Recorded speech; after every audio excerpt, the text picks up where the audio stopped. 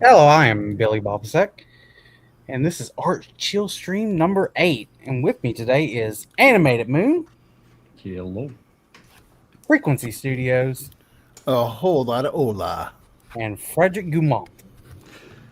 Hello, gentlemen. How's everybody doing today? I hope you got your pencils sharpened and you're ready to go. What are you working on, Frederick? Well, I'm pretty much close to done with this piece. I'm doing like the tiniest, smallest details. This is like a spread eagle of Rattel number 2, pages 2 and 3. That's right. I've also got something I've been inking of yours, but it's too hot for the internet. I can't show it. Animated Moon. Just look at that piece. What's up? So just look at it, Frederick's piece, and then just realize he also has to ink all that. Yeah, I don't. By the time I'm I've been doing finished, a lot of inking myself. by the time I've finished penciling this piece, I think ChatGPT will be good at inking stuff. I can just hand it off to him. Yeah, let's show Animated Moon. Actually living up to my name, animating for once. Speaking of inking, I'm doing cleanup, so that's always fun. And you said this is for your Blind King series, right? Yeah, it's kind of like a promo piece. So doing this is like just the base asset. I'm gonna like edit it into like a cool scene and stuff like that. Get that going. So. And then I'm going to force you to do Lone Guts one day. Well, we still have a long ways to go, so. I'm not joking that animation just has to be you never see the tip of the sword, no matter what. Yeah, no, like literally, like I have it in my head exactly what it's gonna be. I just have not done it because, like, I don't know, friggin', I just haven't. So how long has this taken you so far on this animation piece? This animation, not that long. Probably around 10 to 15 hours so far. Which I'm actually pretty happy with because, you know, it's a good amount of cape movement, but it's only about 20 frames. 3s for the win, baby. A lot of patience. Yeah, but capes are fun. No, I'll show you a lot of patience. I'll show you what I've been doing for the comic, and this has been grueling. I'd much rather animate cape physics than have to do friggin' junk like this more often than not. Here's what I told Animated on one of his streams. He should make like a robot big version of like Big Hoss from Dukes of Hazzard. Oh yeah. Yeehaw! Where he's just nothing but tubes, gears. Oh my gosh. And that's the thing. I suck at that kind of stuff, especially. So I'm just like, it looks good on here. What I've been seeing when I pop in. I've been getting better.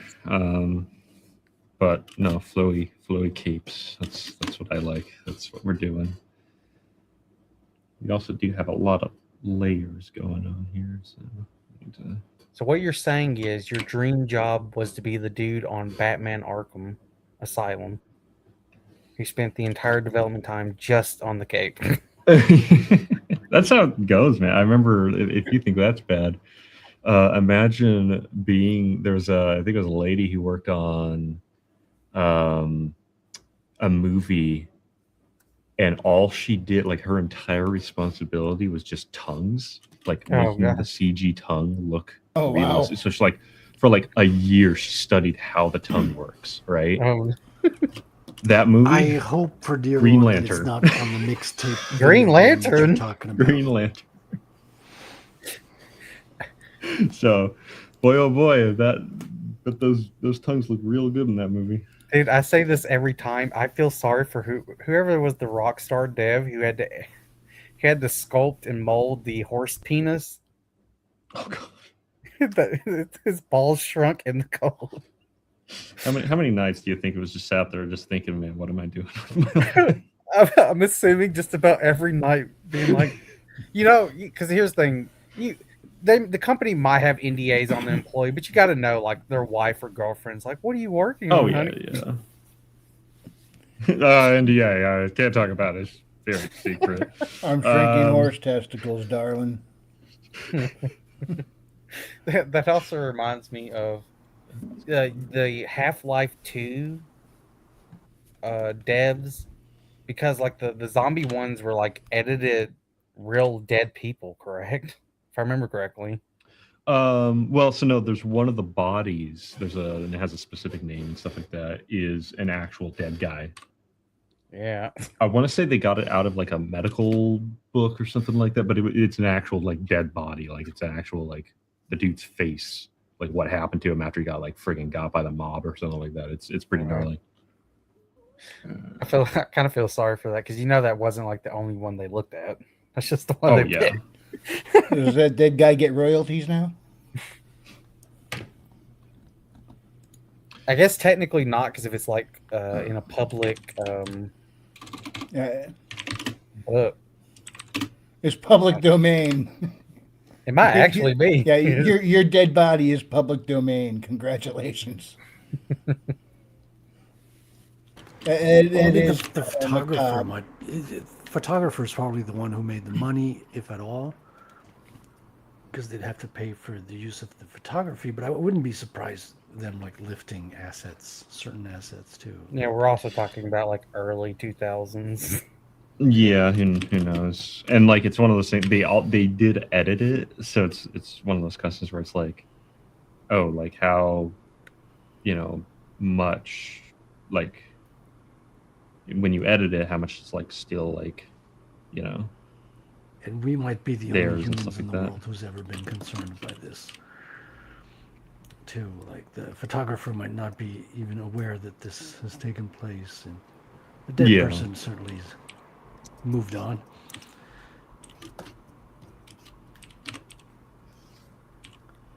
I'm trying to find that wooden door texture that's used in like Auschwitz? hundreds of games. It's like a asset pack or something Yeah. Mhm. from like the late 90s and early 2000s. So like people just started pointing out the exact texture in every game that everyone was using. Yeah, well, I just learned that Portal was made using assets from Half-Life. That's what they used But- for the interiors. Yeah, to be fair on that is like the company's own asset. Oh yeah, no, it's totally. And it's the same universe It's to just, boot. the game doesn't necessarily need to have assets. Is created for it Portal the for it same to- universe as Half-Life? Yes. Aperture Labs was Black Mesa's competitor. Wow. It's referenced in episode 2. It's the Aurora or whatever it is, or the Borealis. Well, even in the ship Portal, they need to find. They mention Mesa a couple of times.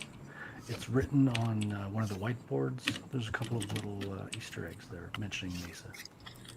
I still got to play through them. I do own them because it was on, Steam sale for like $2 each. That's where I picked it up.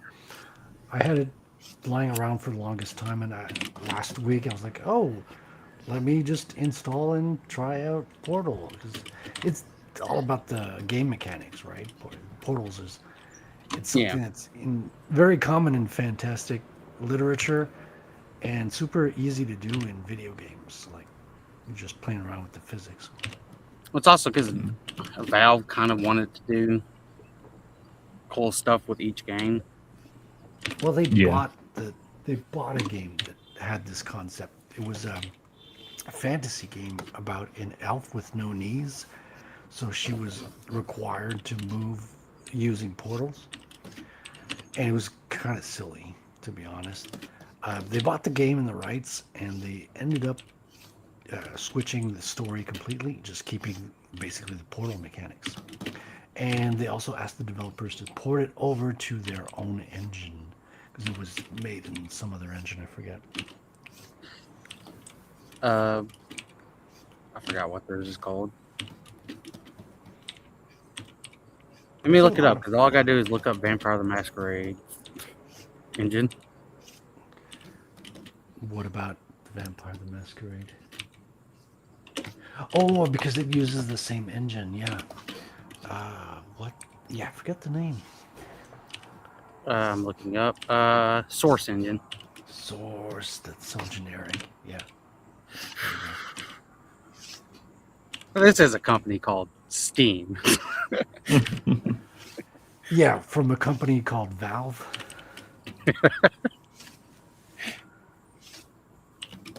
Still better than Interesting. Xboxes, by the way. Yeah. Dude, I signed up on the waiting list for a Steam machine. I'm expecting to get it never. I just don't- for me, it's like, okay, this might happen someday, or I may forget it completely. Then they say $1,200, $1,200. Dude, it's if I take like a 2 terabyte with a controller in Canadian, it's $2,000. For $2,000. Yeah, well, we're talking Canadian money, so maybe Yeah, but still. 1,500, 16 something. Oh my gosh. The Ramageddon. Yeah. Oh my. Yeah, mostly RAM. Yeah, the controller's not too bad. The 115, I think, something like that. Controllers. I think if you bundle it, it's a little bit discounted from the normal price on the controller. Yeah, that makes sense. And people have been raving about the controller, like a lot of good feedback. Because you can basically replace a mouse and keyboard with the controller in hand. Like there's a couple of little trackpads, so when you're playing a game that has like a desktop interface where you have to use a mouse to move through the menu, a lot of older games don't allow just controller input, so you can use the trackpad and you don't even have to get up from the couch, so it's pretty cool. Oh, that is one thing we were discussing animated. Mhm. So that Witch Hat show, I'm Yeah. starting to notice a lot more anime using the fake, how do I put it, kind of trying to replicate like digital coloring on paper Okay. that the Dragon Ball Broly movie did. Yeah. So let me look up though. Witch Hat. Which I prefer this coloring over the shiny shit.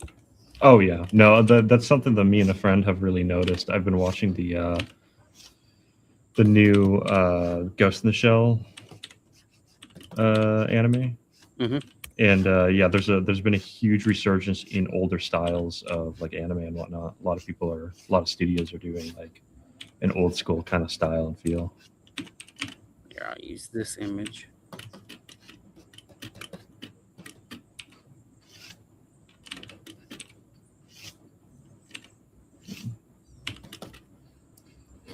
But like this.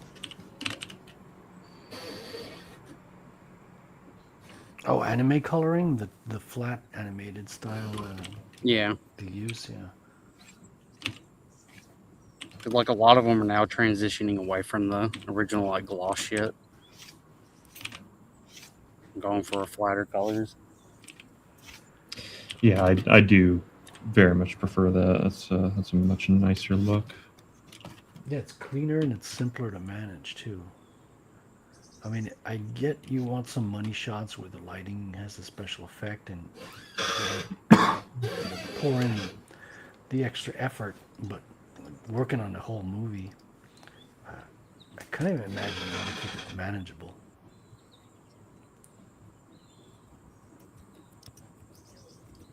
What I've noticed is backgrounds are kind of going old school as well, which is really cool. There's a lot more like darker backgrounds and stuff like that, where they look a lot more painted, a lot more. Almost like they're not afraid of it being like looking like a painted background. There's so many backgrounds in the animated stuff. Oh yeah, You're No, just like, it's- oh my god. backgrounds are a ton of work. Oh yeah. It's Especially if crazy. they're like, all right, they used this for one shot, guys. Yeah, it's one shot. It's like 15 frames. You know. Yeah, and backgrounds can have like layers for the parallax effects and foreground, background kind of stuff. I love doing parallax effects stuff. Yeah, dude. Remember Disney's patented zoom-in camera that had freaking 7 layers? I think it. Oh yeah, took- the multi-layer camera. Yeah, I think it took a couple of stories to just be able to zoom in forward in a scene, and they just like raise the different transparent panels up towards the camera at different speeds. Yeah, no, that was a huge game changer. Actually, I want to make a video about the That multiplayer was camera. around the Actually, time of Bambi. I think they did that for Bambi. well, they did it for Snow White. They did it for the original Snow White. The multi-layered zoom. Yeah, yeah, you can see it used in Snow White, where like when she's in the woods, after the spooky scene or whatever, and it Just Snow pulls White was their out, and you see the first different film. layers. Yeah. I remember them being like this being a kind of a development in the company. I mean, they might have developed a different style of multiplane camera. I don't know, but like the multiplane camera is pretty old, just conceptually. Yeah. Because to be fair, they wanted to do Bambi since the beginning, but it's one of those projects that kept getting pushed off. I think it ended up being the 7th film or something. Something like that, yeah. I mean, it was the same thing with Alice in Wonderland. Disney wanted to do that really early on, pretty much since he started the studio, but you know, never really got the chance until he finally did, and that was after Pinocchio. Yeah, Pinocchio. It's been a while since I've watched any of these movies. The Pinocchio is same here, basically actually. Epstein Island. Like the story is about they name it Pleasure Island. All the little boys get taken there and turned into donkeys, right?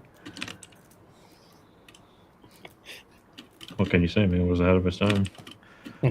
Well, they knew what was going on back then too. I mean, a lot of these fairy tales used to be cautionary tales for kids. Yeah, Like, don't go in that old witch's house in the forest, even if she offers you, cookies and stuff. Yeah, don't trust a guy named Honest John. Don't trust the midget who's telling you can spin yarn into gold. You just gotta give it the firstborn. When you visit your grandma, make sure she hasn't been replaced by the wolf. I did watch a video where it was supposing that Lord Farquaad is actually the good guy in Shrek. Oh, And in some ways, Dude, I love those kind of kind of videos. true. They kind of like, yeah, it's like the Karate Kid. The main protagonist in the Karate Kid is the bad guy. Yeah, Daniel LaRusso. Yeah. He's actually the one that goes in and steals the other guy's girlfriend, and he's actually the one that comes in and disrupts everything. He's just presented to us as the good guy, and it works, but it's funny because you can exactly see the reverse angle, and it makes actually more sense than the official. Which is why the new series on Netflix works so well, right? Didn't the YouTube series before it became Netflix? Yes. Didn't it suppose that that's what they were going with? No, it's exactly what they were going with. Yeah. Because I think people had a fan following of that film for the longest time, and they've been talking to the actors too, and I think a lot of people have been kind of noticing that point where he's actually didn't do anything bad. Dang it. You know what video I should have sent to you animated? The see, have you ever watched Flash Gets? You probably haven't watched them, Not really. but they end up like making their own animated series called Space King, Okay. and then they were like, they were supposed to get out like the next episode in 3 months, and they're like, all right, 7 months later. Yeah. Anyways, Yeah, that's how it goes. and the funny part, they're like, yeah, so we're gonna break it down of why this was a bad idea, this episode that we kept just spurring out and just kept going bigger and bigger with it? Yeah. Well, like, yeah, we wanted it to be a big battle and there's always shit happening. Here's how many assets we used on episode 4. Here's how many assets we're using on episode 5. Just ballooned. Yeah. You're like, yeah. No, that's real easy to do. And then it's like, oh, I have to draw all that by hand still. Yeah, they're like, I feel sorry for our animation team. Everyone does, but no one does anything about it. I did love their like episode 4, which was basically just they hate the Rudolph story, the Misfits, Oh yeah. the original like stop animation Rudolph one. So they basically just made their show version, and it's the exact same story as Rudolph. Because to give it a little context, the whole thing is supposed to be clearly making fun of Warhammer, and it's supposed to be like 10-year-old boys, but they're given like fucking ultramarine powers and weapons, Oh my god. and they have the mentality of a 10-year-old boy. Oh gosh.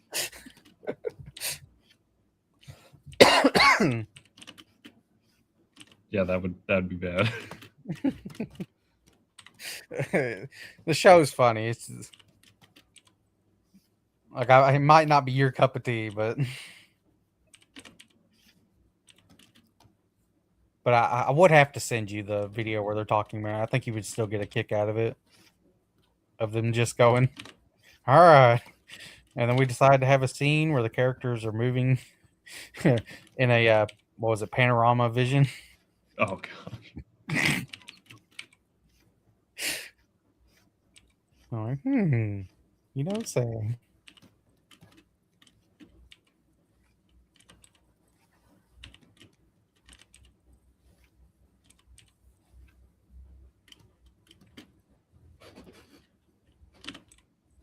What up, James? The talking sandwich. I am in. What's up, man? What up? Yo. All is well. All is well. Just sorting through files per usual, as one does in the evening. Also, Frequency, you were working on like a Haley drawing, right? I wasn't working on it. That's from quite some time ago. I'll pop it back up there though. That was the let's see.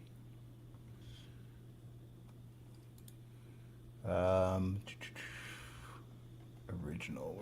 Where did I leave that? These are my first sketches of Haley from a few years back. And why this one keeps coming up sideways, I don't know. It's upright in my files, but when I drop it into OBS, it just goes tilt. But yeah, these are. I draw hands as good as Rob Liefeld draws feet, apparently. But yeah, this was my first attempt at drawing Haley and getting a good idea for what the character looked like. And so When you know it, her special ability is I used to turn her graph paper hands to. invisible. That's right. Yeah. What did I have for the arms on the other one right there? Yeah. Look at that. You still draw way better than I do. Gonna be honest with you. But yeah, that was just getting an idea for, say, the character model. I'm moving the wrong thing there. Yeah. So. You got to start somewhere. There's nothing wrong with sketching out your ideas. Yeah, that's what I came up with, and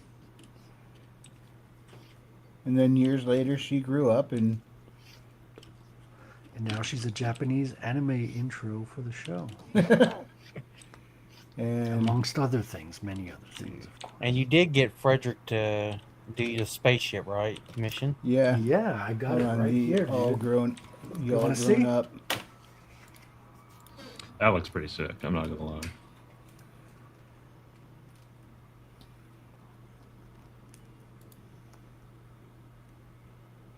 It's pretty cleaned up now. Yeah, it looks really good. Yeah, I I want scanned it. one. I think I just You're need to just send missing it the to part you. where the planet is very much in the background, blown up. It was a Oh, I transponder mean, potato accident. Chuck may have gotten into a bar fight down there. Who knows?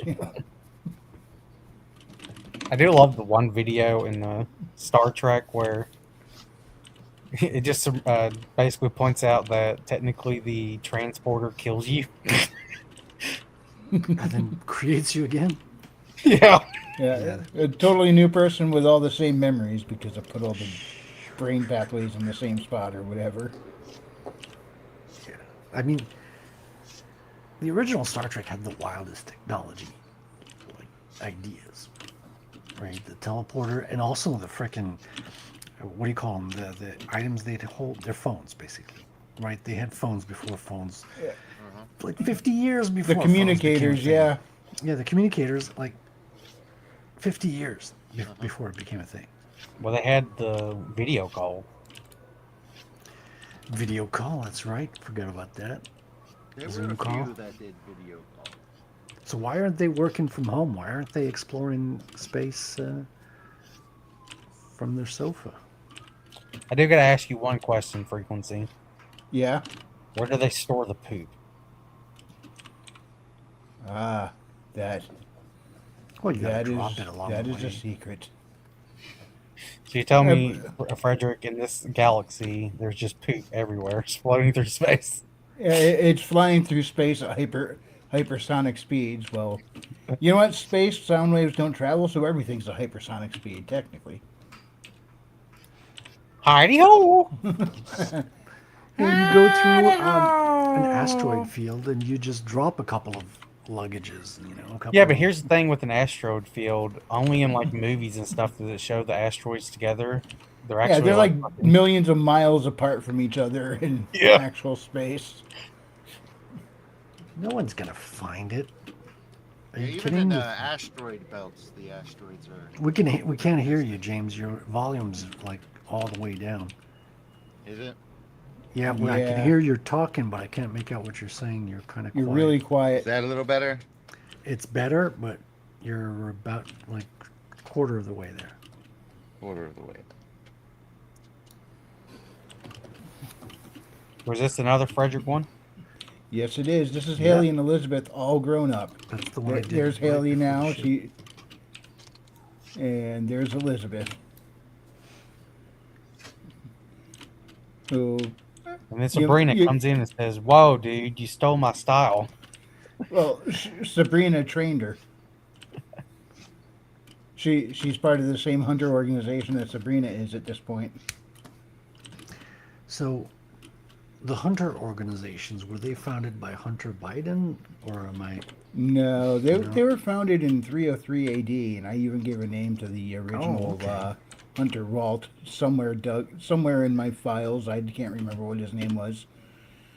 I was going to include a quote from him that I never put into the stories at all, but it's a Hunter saying that I never used, but it's part of their lore. It's you know what? I can't even remember it. It's something about principles. Oh yeah, when a principle is difficult to adhere to, that is when it matters the most. Yeah, but and I went and looked it up. I'm like, I must have heard that somewhere before. That sounds too cool for me to just think up on my own. But I know there's somebody who's like said something like that as a quote or something at some point. I just can't find it. So mean, I'm if you pretty can't sure find I it, probably you might have heard it made from it up. somewhere. Like, Well- if you can't find it on the internet and search for it, I- anything.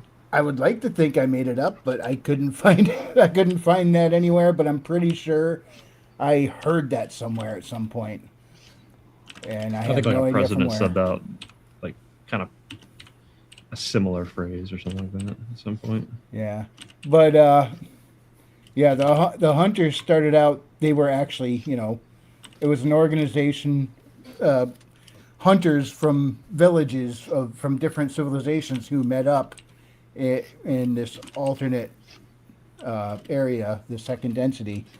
They started their own organization the hunters, and they learned from each other, learned different things, and as time went on, they kind of became almost like a militant in their training. Not only were they good at hunting and tracking and stuff, but they learned fighting because they started protecting.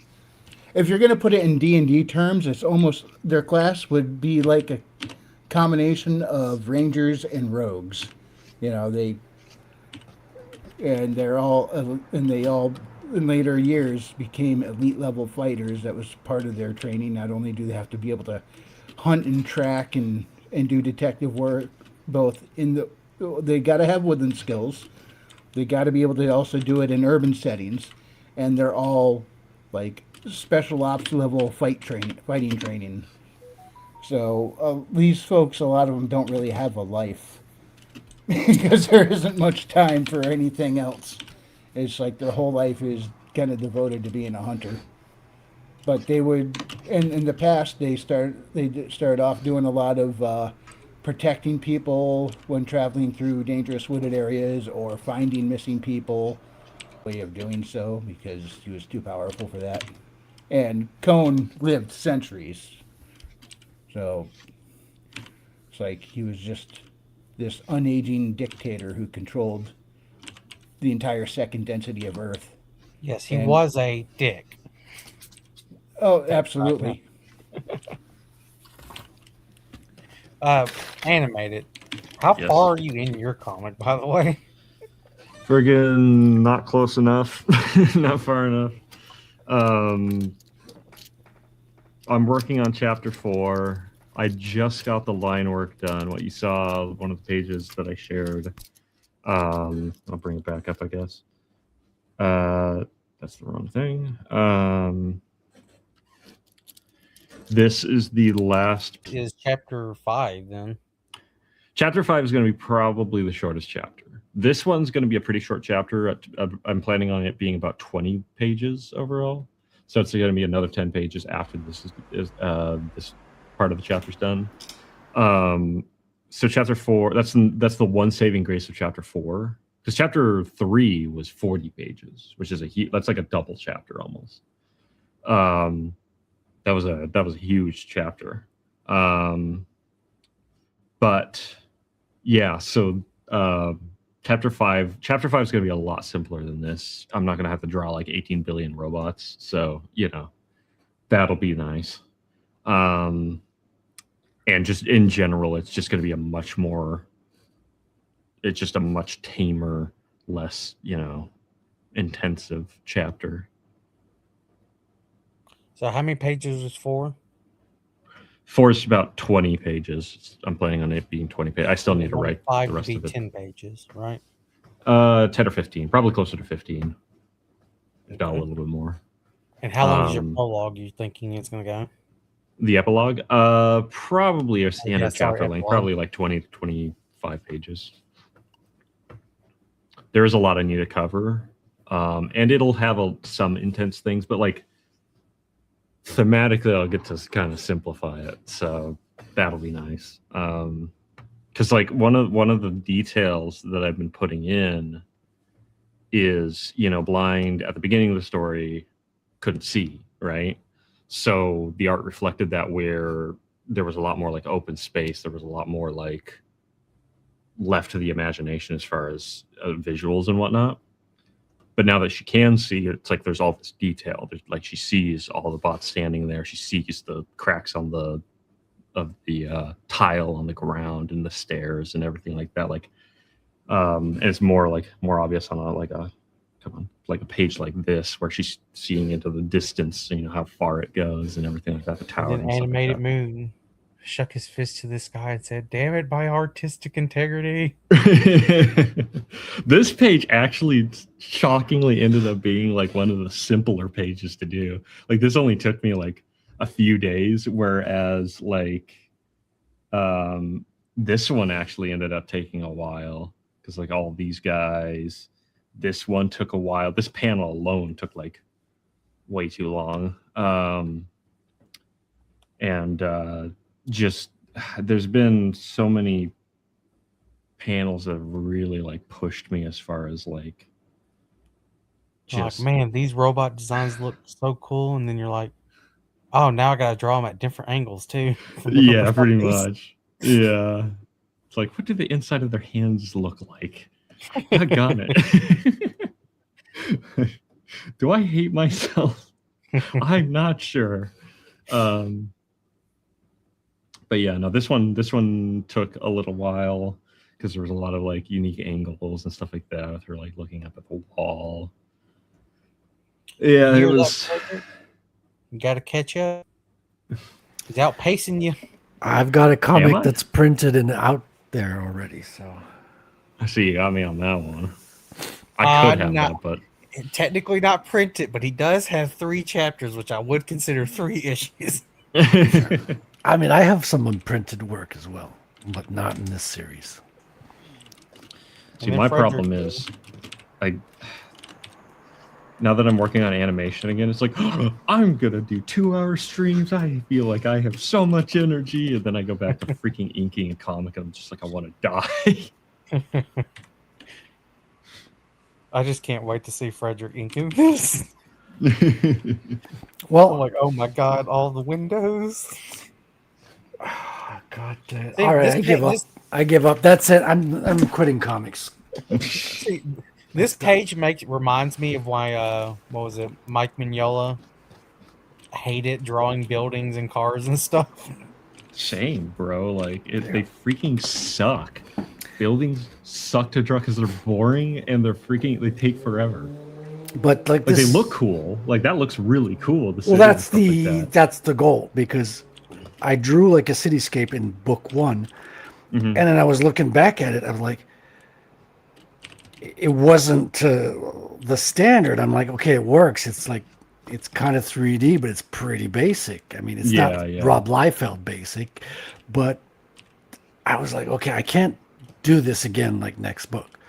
And especially like the first and last pages are super important. They kind of like give you the feeling of what you're going to come to the book with, and then the feeling that you're leaving the book. And so I wanted to make sure that the beginning pages were extra well, detailed and just really hit well, made you feel that you were in the scene and in the story. See, And, that's the X factor when it comes to art and everything like that is, your standard just keeps going up, right? That's the thing, because like the joke is like, oh, well, you've got experience now, you've built a lot of stuff, so the second one's going to be easier, right? No, because your standards are higher now, and you're going to go for bigger challenges. And I'm Yeah. planning. First book is like 24 pages of comic art. This one I'm shooting for like somewhere around 32 without being like married to the number. I'm going to go for that ballpark. And then you both That's a go, lot of pages, man. I understand Mira when they said, oh no, go digital. That'll speed things up. And he just went, no, let me go even more detail. Yeah, exactly, right. Yeah, and Heck, that's what happened to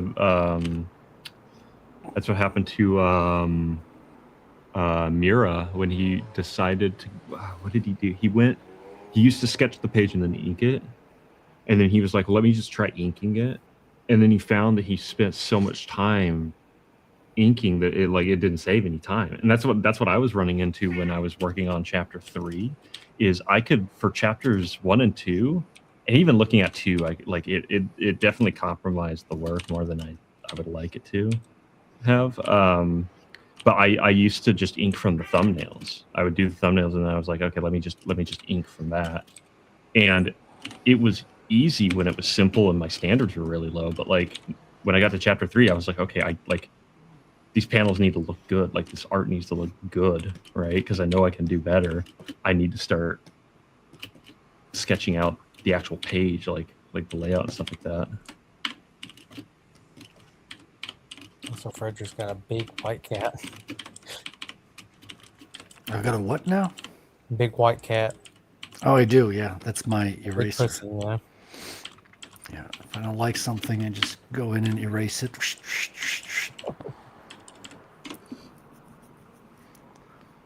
Which I still have the original image of when Rattel had like a face in his knee.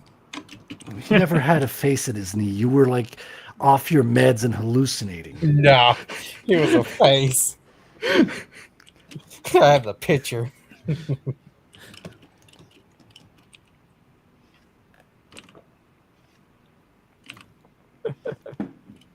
Yeah, this story's fun because I'm gonna there's much more hero action because we're starting and the hero's already right in the middle of it. Then there's like a break, like a sandwich. That's right, James. I'm talking to you. And we're back with the hero towards the end. So it should be a fun dynamic. And there's a car chase scene in a tunnel. That's gonna be a lot of fun, graphically speaking. I mean. With the That's one lighting. thing, man. Cars are a friggin' pain. I've got a truck, a van, a scooter, and a motorcycle in a car chase in an underground tunnel.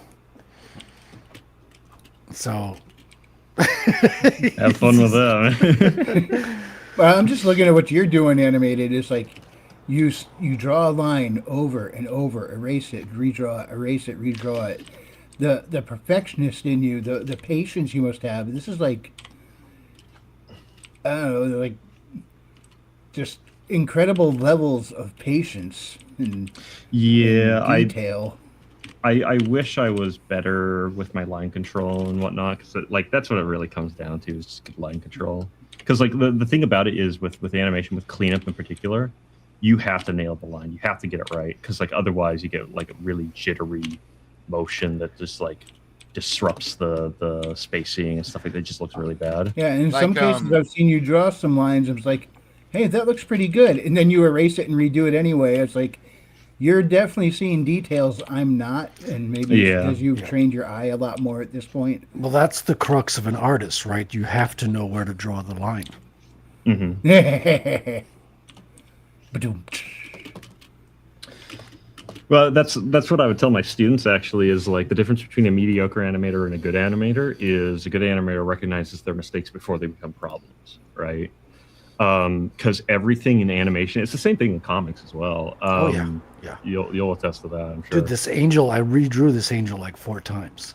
Like, Yeah, it was yeah. not satisfactory, the position the first 3 times. I was like, no, this is Yeah. not it. I can't go 'Cause, to like- fruition with this. I gotta fix it. And I Yeah, also it's all noticed about foundations. somebody mentioned in your live chat on Proof of Comics episode that Rattel's I just blanked on the word for it. Is it quad board or Yeah, the quad board, I call it. yeah, exactly. yeah. Quad board. Its line was too aligned with the buildings. That There was a looked stiff. tangent. Yeah, that's Art of Roy. He's like, hey, there's a tangent with it. Don't Yeah, worry, it's and I not saw gonna. you fixed it. No, I didn't fix it. I told him this is not going to be a problem in the inking because it's not something that's gonna stay. But 'Cause it looks like it looked distinct now from where it was before. Like Yeah, it was because almost lined up with the lines of the buildings and kind of making it blend in. And now it I seems to be fattened angled up better. fattened up the contour of the quad board, and so it's standing out a lot more. And the lines of the buildings in the background are going to be like super thin, and there's going to be a contrast between the Yeah. two. Hey, Billy, can you put Frederick up on the big screen for just a second, so you can see that quad board? How's my audio coming through? Is it better? Good, you're good. Oh, now. you're better, good. yeah. Okay. It was freaking StreamYards set to like auto audio levels and shit. Yeah, that'll fuck you up. Yeah. I think Billy's gone to AFK? Jamaica. Yeah. And speaking of StreamYards, has StreamYards changed a little bit? Because it seems like it's sort of consuming a bit more resources than usual. Could be. It changes all the time. Like they're regularly updating the thing, and the question is always: is it an upgrade or a downgrade? Exactly, with these fucking softwares. Yeah. Yeah, it must be something because I can't go full sandwich right now, or else my computer slows down if I'm streaming. Oh, that Huh. that freaking I sucks. know it does suck. It ruins the novelty. Now I'm just a pitcher like the rest of you guys. You can't even go full sandwich. But I can't we- go full sandwich, man. full but we sandwich. like it when you go full sandwich. That might be Especially the with name of bacon. a future book. Full sandwich. It I like those quirky names. sounds like the name of an anime. Yeah, I can see that. Full sandwich. Full sandwich. You never go cooking full anime. sandwich. Is it It's a wrong to pick up cooking anime. sandwiches in a dungeon? Full sandwich Takimoda. And then the follow-up, full sandwich Takimoda Ultra. What's Takamoto? I don't know. I just made it up. I don't even know.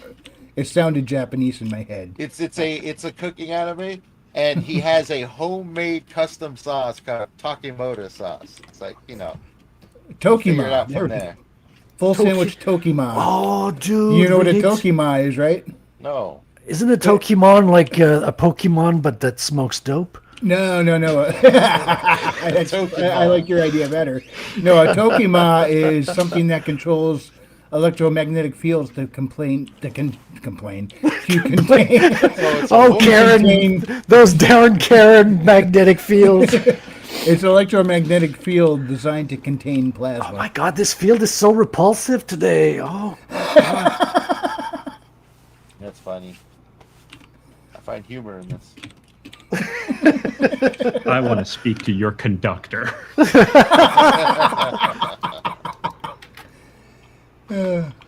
So what would be the you know how like everything has a separate term for a group, like a murder of crows or a lounge yeah. of lizards, a congress of baboons? What would be a good name for a group of Karens? I was thinking a An shriek. infestation. I was gonna go with a flock. I guess a lot of the internet goes with a complaint of Karens, but yes, that makes sense. I kind of like a shriek of Karens. A shrieky Karens came this way. I'm not a big fan of those because you always gotta explain to the listener what you mean, which kind of defeats the purpose of language. Yeah, well, welcome to English. The most amalgamated, messed up language on the planet. The perfect language on the Well, planet. we You're have welcome, rules bro. to make it all understandable, like I before E except after C and a whole bunch of other exceptions. Oh, what's the point of the rule then? You should check out French. That's true. Good If luck you think trying English that. is bad, English is the most intuitive, easy language to learn. You think so? I know so. I've It's heard not- that it's the only language that has a spelling bee, because in all the other languages the spelling's kind of obvious.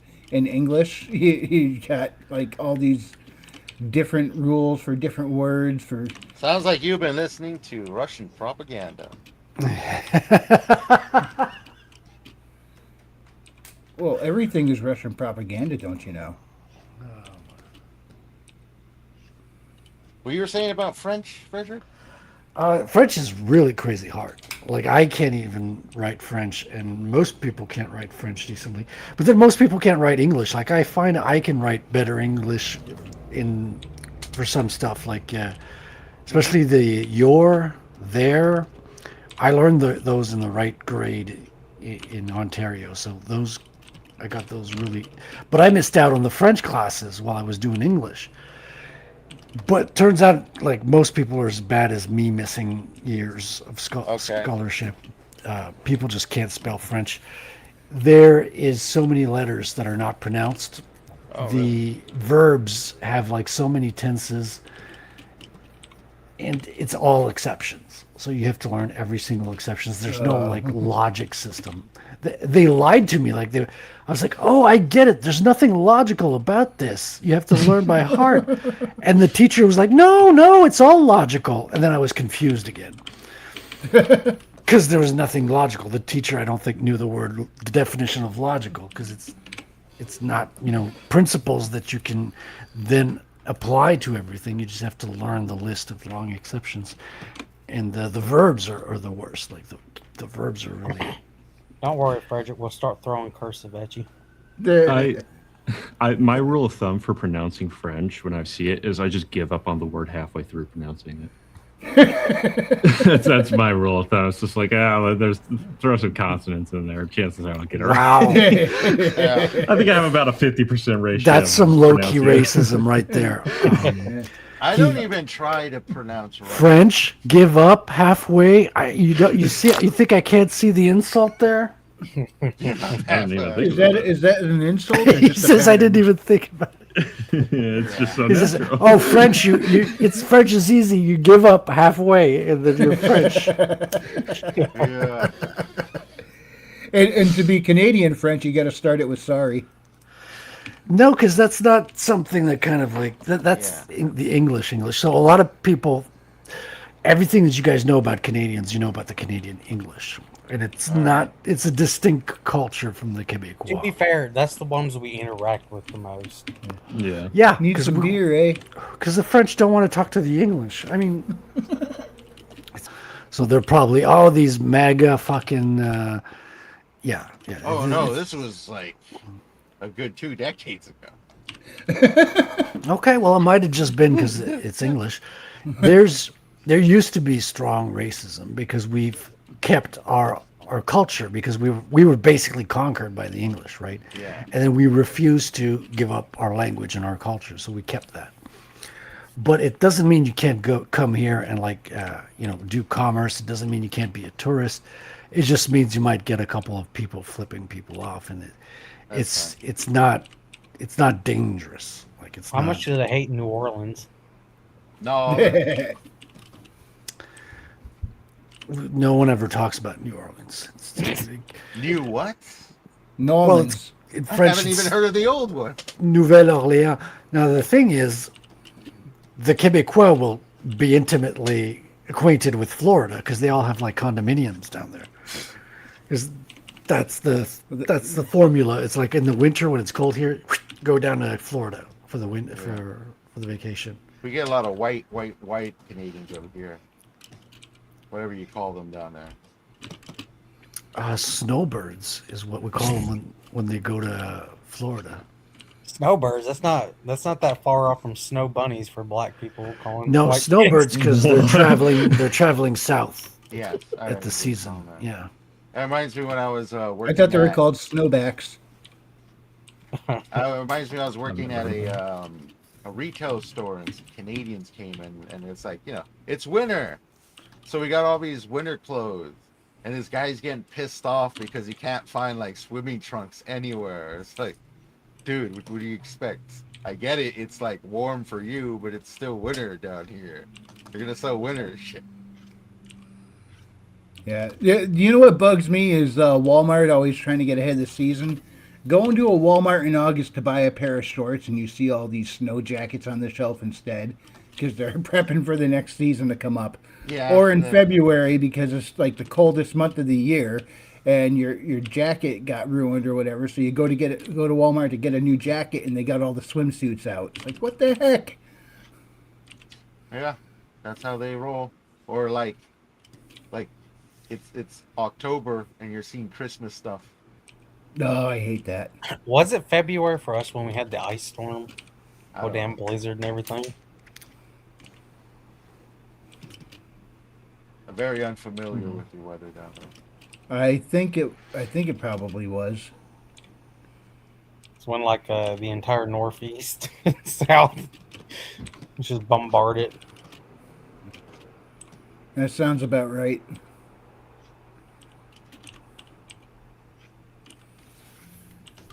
Yeah, but speaking of all this language stuff, the funniest case of a bilingual person I've met.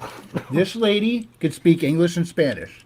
However, she could speak Spanish really well and struggled with her English. But when it came to reading and writing, she could read and write in English, but she couldn't do it in Spanish. I'm like, how did you come to this point? Seriously. Well, we probably have a better education system.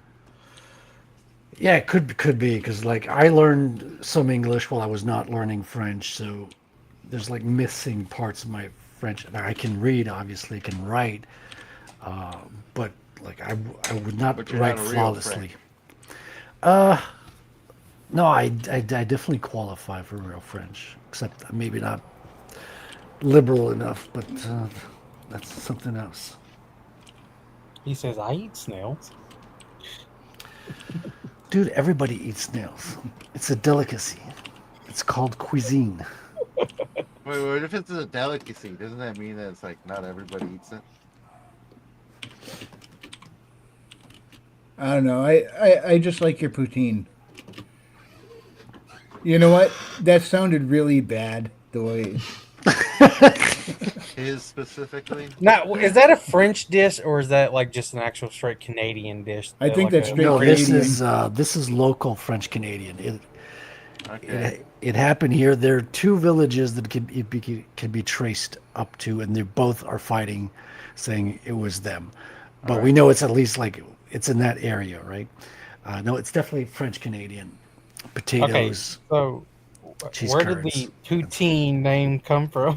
So poutine just basically means a stash of various stuff. It just means Oh. basically like a pile of stuff, which is why they called the dish that, because it was just okay. Let's put some potatoes and cheese curds and some sauce, and then you could add stuff to it, and it was a poutine. It was like whatever fit on the pile of potatoes. That naming convention's right up there with Fags. when you go into a diner and you see SOS, which stands for shit on a shingle, and it's gravy over toast, and it's really good. But they To be call it fair- shit on a shingle. To be fair, that was a Depression era food. And it's awesome. Yeah. Also, It could use a better name. food wise, fags is an actual food. It's a type of like Yeah, leftover chicken that's bundled together. I gotta find this commercial for you. Hang on. Oh, there's multiple commercial about fags. Like the We're about chicken to get meal. taken off YouTube, folks. Oh yeah, we're no, live. the commercial is on YouTube. I mean, multiple ones. You can find. There's one with some pandas eating some. I fags. learned what the fuck broasted chicken was. roasted. Yeah, broasted. It's like That's when it's you an put the invention Mountain they Dew in it. made to like pressure cook the damn thing. It's like specifically it looks like fried chicken, but it's technically not. Okay. Like There's a lot. they're like deep frying it and like pressure cooking it at the same time. Reminds me of my first sexual experience. Oh, that's why I can't find. I wrote flags. Speaking There of it is, first, okay.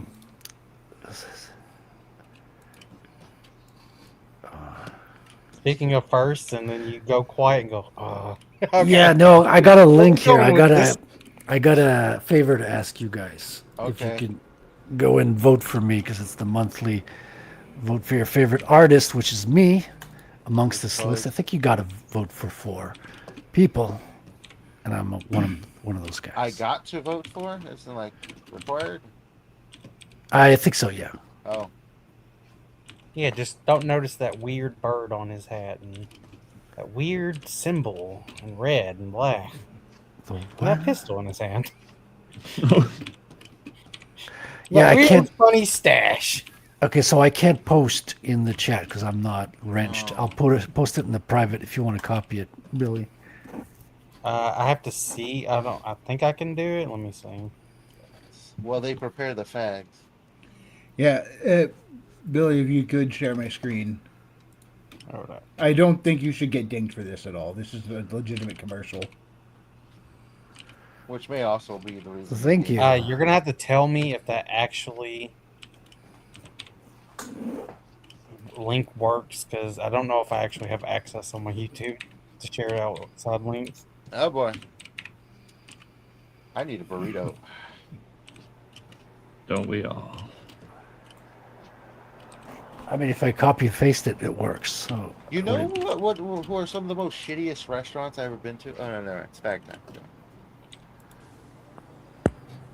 Hello, faggot lovers, Oh, everyone. I've seen this. I have a message for you from Birdseye. They know Birdseye what they're faggots doing. will appeal to your whole family.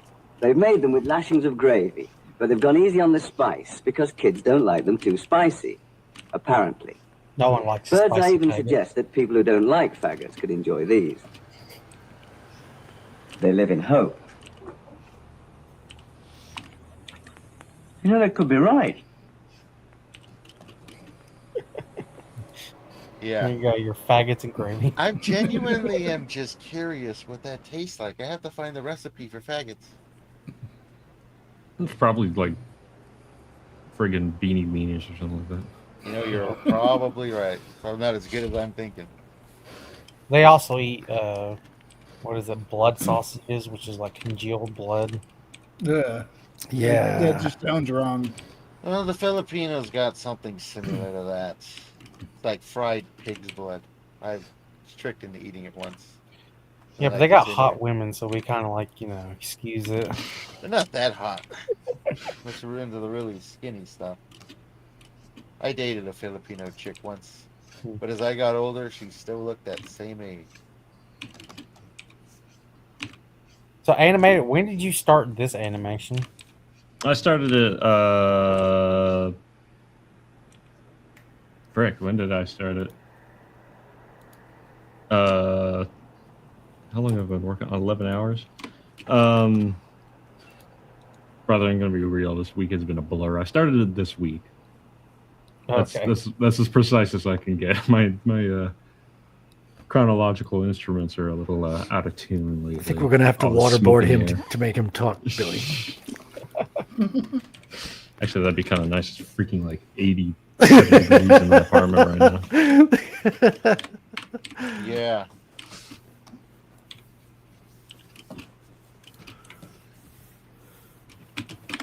Oh, by the way, do message in the chat. I can mod you on here on YouTube while I'm at it.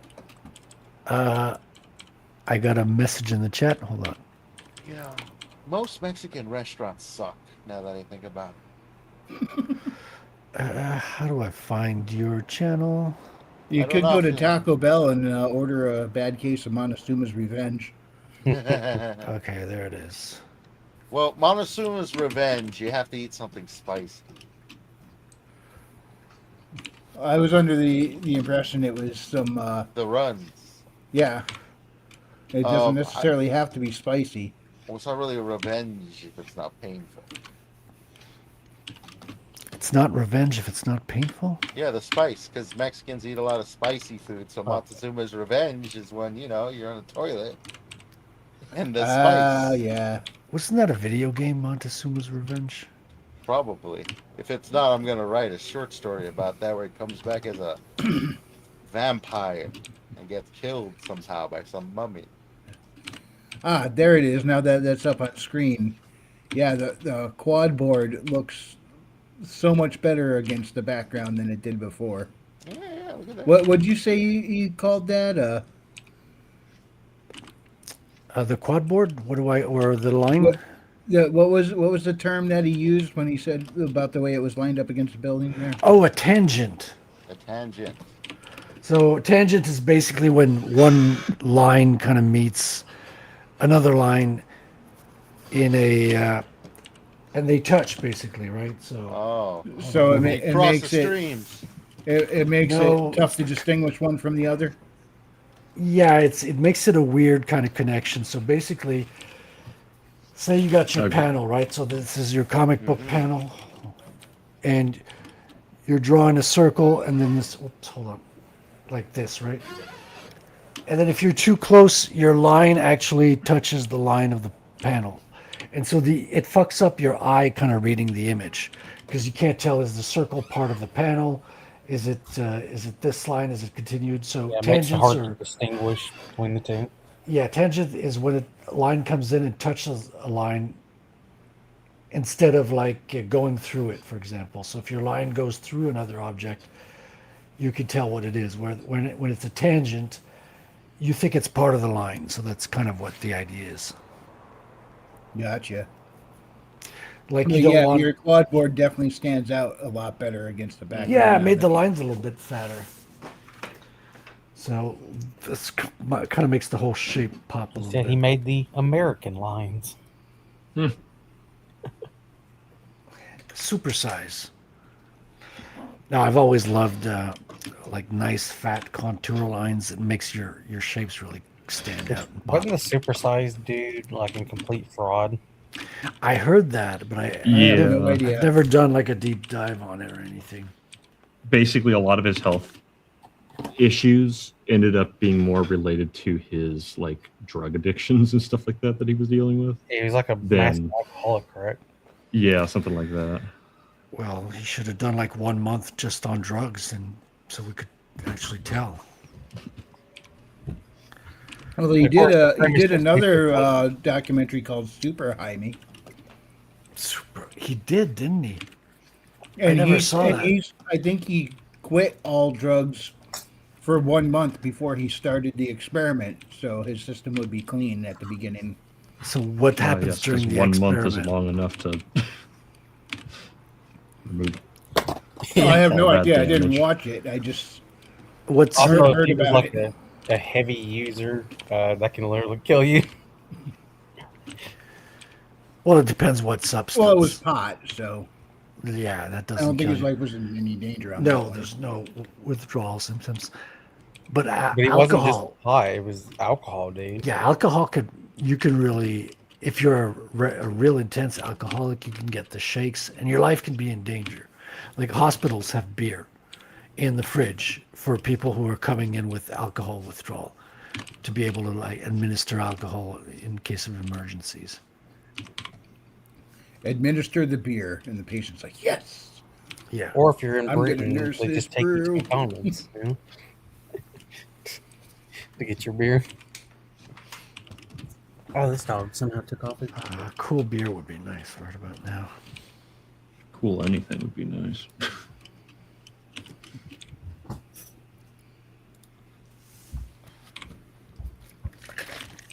A cool Latina would be nice.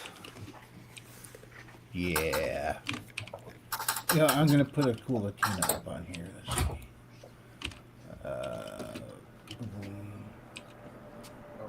There we go.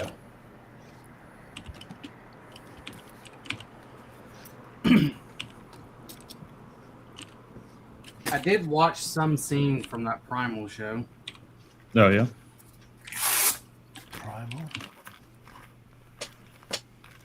Apparently, he's working on Genndy Tartakovsky is working on a Conan adaptation.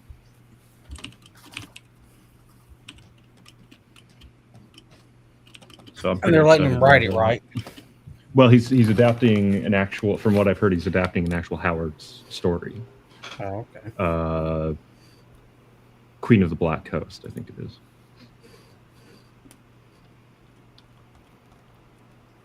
Should be good as long as no one messes it up. Or Yeah. interferes. Well, he did a good job with Primal. Primal was really good. Right, but I'm just meaning like studio interference if they try to tell exactly what he can and cannot do. Yeah, it's Genndy Tartakovsky. Make They'd have to be Conan a idiots to black do that. woman. Who's producing it? That's a good question. I actually don't know. I just saw one video talking about it. I don't think there's a whole lot of information talked about it, but like, it's someone who owns the rights to Conan, so I'm not Alright. really sure who. Hopefully, it's not gay. Like they Well, tried to- some of it's, correct me wrong, some of it's public domain on Conan, correct?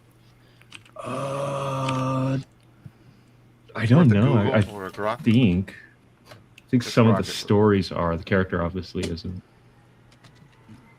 I'm Yeah, I gonna think grok that's- that real quick. Yeah, because I think that's how a lot of people are able to do a Conan adaptation.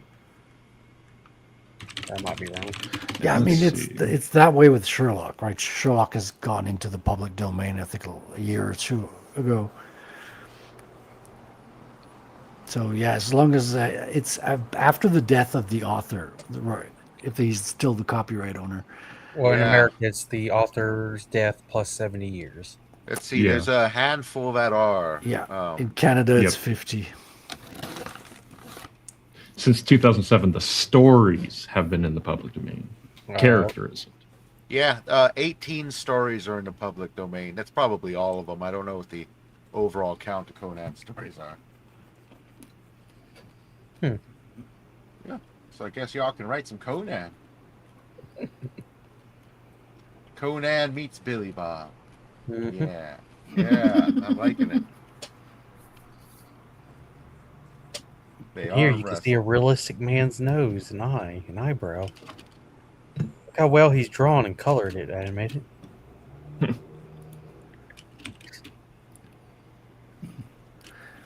Oh, He's looks Frederick, I maxing. just found a great little meme that actually animated. How old are you? 29. Oh, okay. So Date of this birth. one's just for me and Frederick then. Social Security. It says being in your 50s is wild. Everyone is living in a different timeline. Some are grandparents, some have infants. Some are celebrating 20 plus years of marriage. Some are dating 25-year-olds. Some look 38, some look 78. Yeah. It's true too. It's like It you is. look at the group of 50-year-olds and you see such a weird blend of different. That's why I thought It's you were way unreal. older than me, animated. Not gonna lie. Really? You're only Yeah, I was 2 going to years give you older than that too. No, I just friggin' aged about 90 years when I was going through surgery and stuff like that when I was 19. I did tell. And then I, I did show you got that to one about actor. 30, and I've kind of met at 30. So now I feel like the age that I am. But for my 20s, for the first part of my 20s, I didn't feel like I was 20. Well, this is Oh, Let me the tell fact you. that you got that deep, mature voice. You have students. I expected you to be older than you are. Yeah, I had a watched student them. actually tell me like one of them guessed my age. She was like, "So what are you?" And like, "You're mid 40s." I'm like, "I'm 24." She's like, "Oh." You just grew not up sure pretty fast. what that says. I sent you that one picture of the actor that you kind of resemble. I'm not gonna lie. Oh yeah, who was that again? I don't remember. I just remember watching the movie and being like, that kind of looks like animated. Which movie? I cannot remember it. I remember you used to pull up a picture from a show and say, "That's Fat Frederick right there." No, dude, that was me at my grandmother's. Not even joking. Came on fucking the news like segment, and I was like, "Holy shit! It looks like a fat Frederick." They did. It did Resemblance. not. It looked nothing like me. It did, and I was like, "Oh my god! I have to take a picture of this." I wonder if I still have that picture. No, it's gone. He does Might not be want on you to my find old that phone. picture.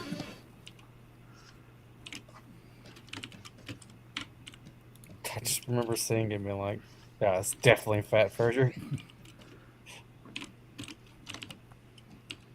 And I forgot what the dude was like trying to sell or whatever.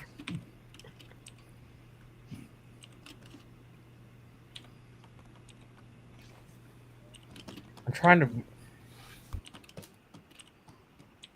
Now I can't remember the movie. The whole plot was like the dude has like a turtle or whatever, and he may be a serial killer or whatever, killing people. Like chicks or whatever. What? I'm trying to think of the movie. Turtle loving serial killer? You also look like the YouTuber, the like history YouTuber, the Greek history one. I don't know. Greek history one. I am gonna look this one up because I do think I can find it. I ever know I seen that, look like the singer for the band Rush. You kind of do a little bit. I can see do a that. lot. Like it's not even I don't know. like I You're a don't bit too contest. dark. People have told me that, and I look at them. I'm like, yeah, I can't argue with Yeah, you. maybe. I gotta see you in real life. And we'll see. We'll get to the bottom of this. You also look like the fat dude on that one.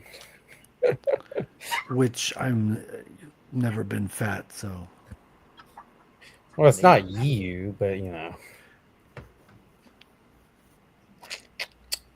did look like you. Let me. Damn, that Fat Frederick picture must be on my. So old how phone. much do you guys love the Beatles? Not really. Okay, so it's not just me then. All right. I'm just saying I've never been a fan. I listen to them. I'm like, I'm not even a little entertained.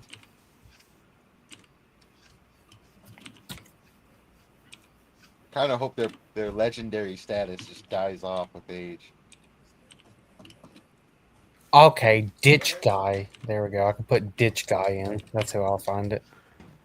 Ditch guy, what is this? Let me go on YouTube.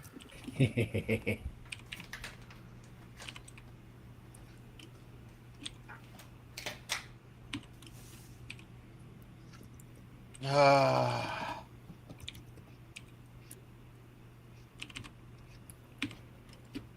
The ditch guy. Dun dun dun. Let me share my screen. While my dog's trying to scratch in his cone.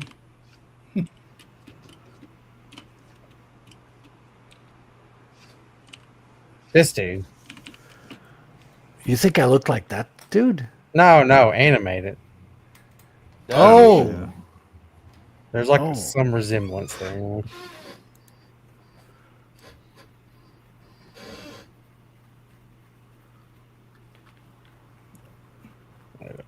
Why is he called ditch guy? I think he did like a video on like ditches or whatever. So that everyone just said, that's the ditch guy. I think that's literally it. okay. One of those personal lore things. Yeah, this dude. Oh, fuck. Look at him. Look at him. I could feel my testosterone levels going down. It's radiating. There's Okay, some what's- resemblance with anime. I'm not gonna lie. He looks like he's been in the apocalypse for the last month. Except way too happy about it. Well, it depends where, you end up in the apocalypse. Some people thrive in chaos a little too well. Well, we're not talking about women. Alrighty. Anime said, let the cape flow. Let the cape flow through you. We have Nuggets. control of the cape. Control of the animation. Pretty much. If you can animate a cape, you can animate it. If you can dodge If a you wrench, can animate dodge a ball. wrench, you can animate a ball. That's still my favorite fucking clip from that movie. You can dodge a wrench, you can dodge a ball. I'm like, you know what? I think he's got something. I think that's pretty true. Don't worry, fellas. We are halfway through this one side of the cape. I have 2 more sections to do. we're living on a prayer now. You know what? I think of things like 1986's Transformers the movie. They didn't have CGI then. All the background scenes and everything were hand drawn, and it took 2 years for them to make that movie. So I don't know how many different animators they had on hand to do it, but when you think lot. every single frame was hand drawn in that movie, that Yeah, they had dedicated the amount of work. background. What's that? They had dedicated people just drawing the backgrounds that were only Oh, going to yeah. be one But frame. But there was a lot of cosmic backgrounds, and space was so colorful in that movie. There are always these nebulas and different colored stars, and they didn't just have black backgrounds with white dots or space. I mean, they made everything pop in that movie.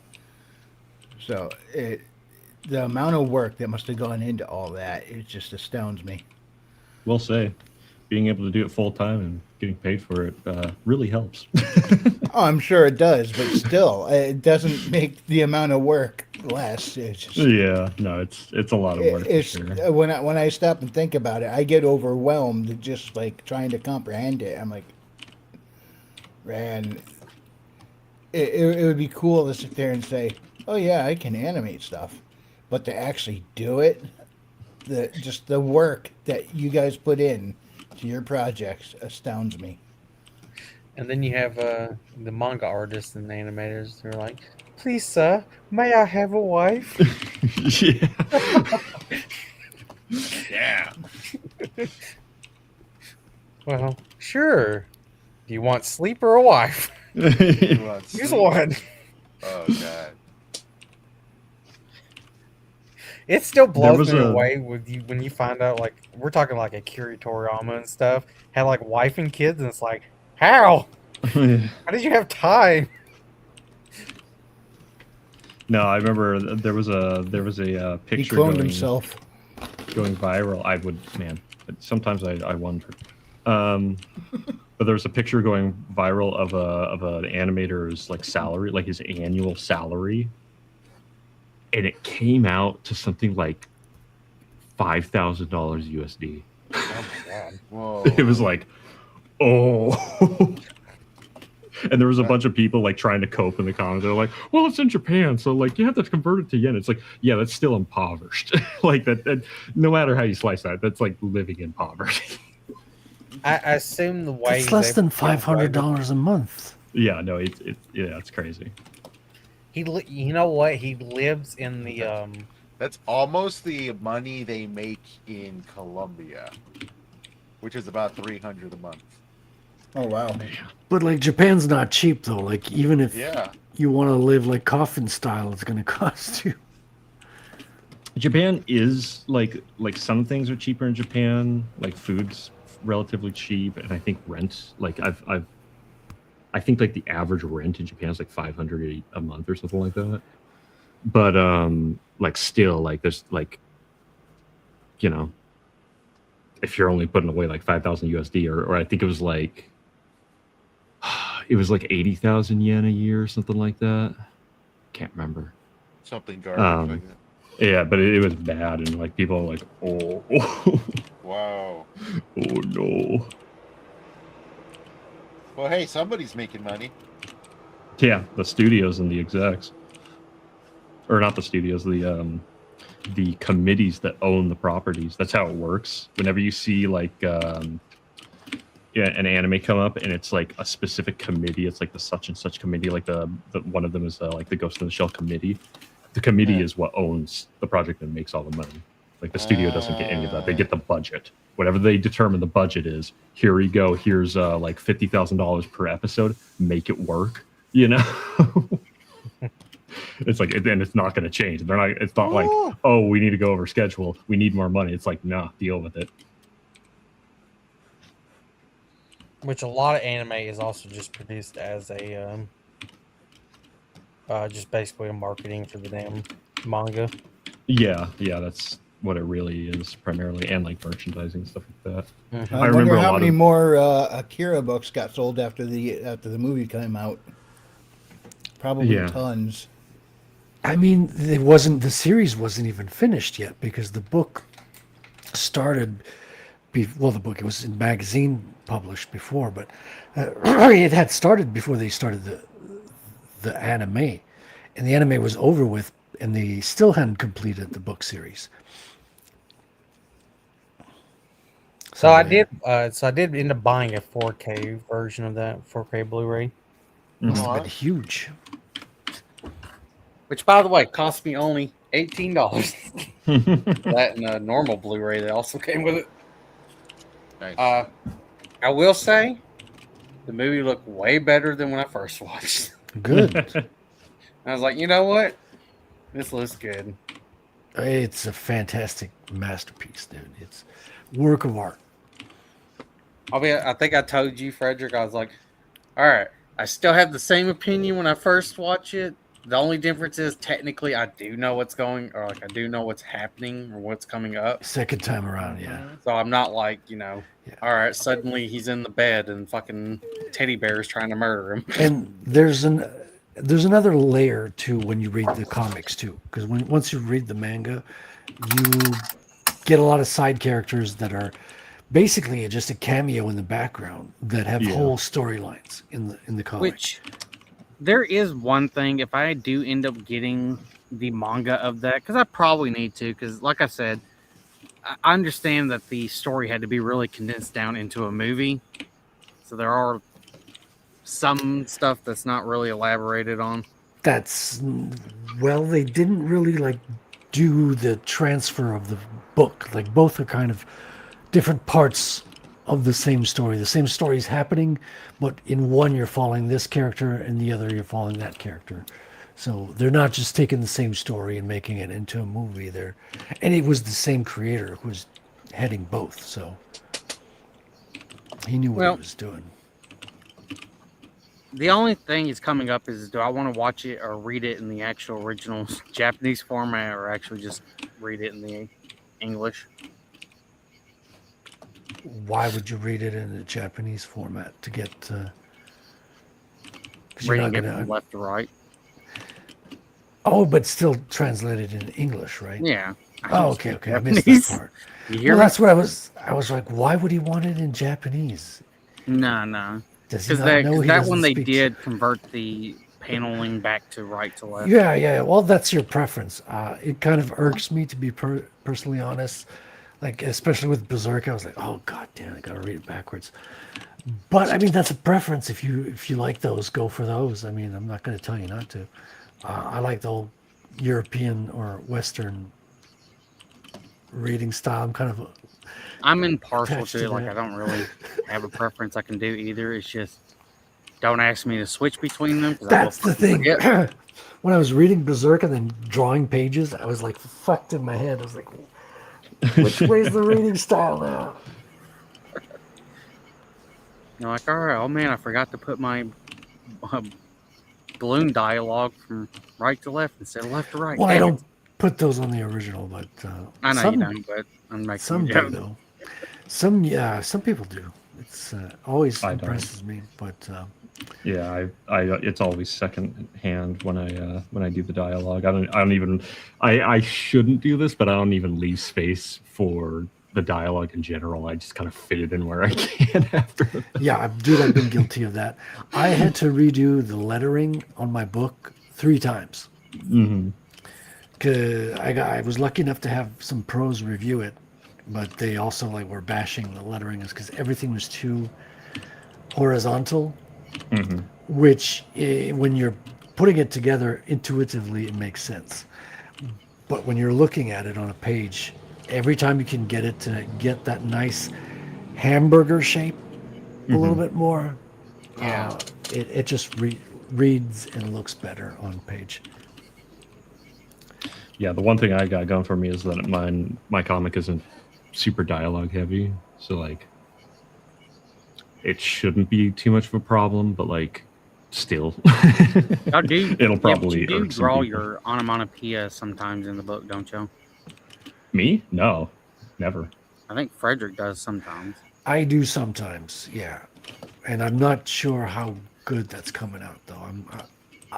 I'll wait and see people's feedback on it, because I do some digitally, like the whirring on page 1 where you got the Bitcoin miners that are whirring. I have whir and I did that in vectors, and I'm well versed in vector graphics, right? For me, it's like drawing, but I was able to take the font and give it a curvy up and down vibe to make you feel the motion of the sound, and then gave it the colors and a little bit of transparency, and I was satisfied with that. But a lot of times I know what the sound effect is going to be on the page, so I kind of hand draw it in.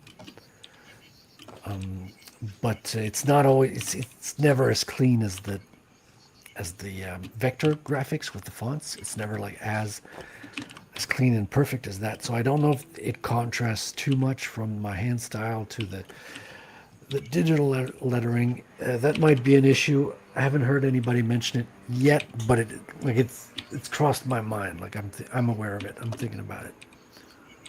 Also, Anime, what did you say your inspiration for the story was? For Blind King, Mm-hmm. there's been a few. As far as the artwork goes, it's like Mobius. For the style of storytelling, it's Ico. Yeah, that's the one. Yeah. Which is it's kind of isn't it kind of a prequel to, Shadow of the Colossus?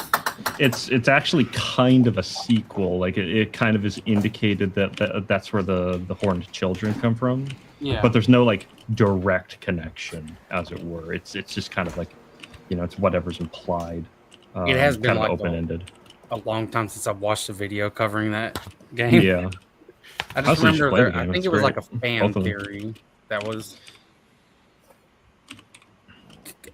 connecting. the Yeah, two. I mean it's one of those things where like I read an interview with Ueda talking about it, and like his sort of takeaway was, he's like, I don't really think about it. I don't like try to make stuff connected, but I also don't try to like discredit people who do. Like he's like, I let people kind of come up with those connections and stuff like that, and it's kind of fun. It's kind of like a fun part of the process or whatever.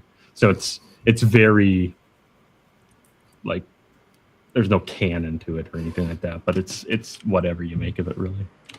Hold on, I will show people what game we're talking about.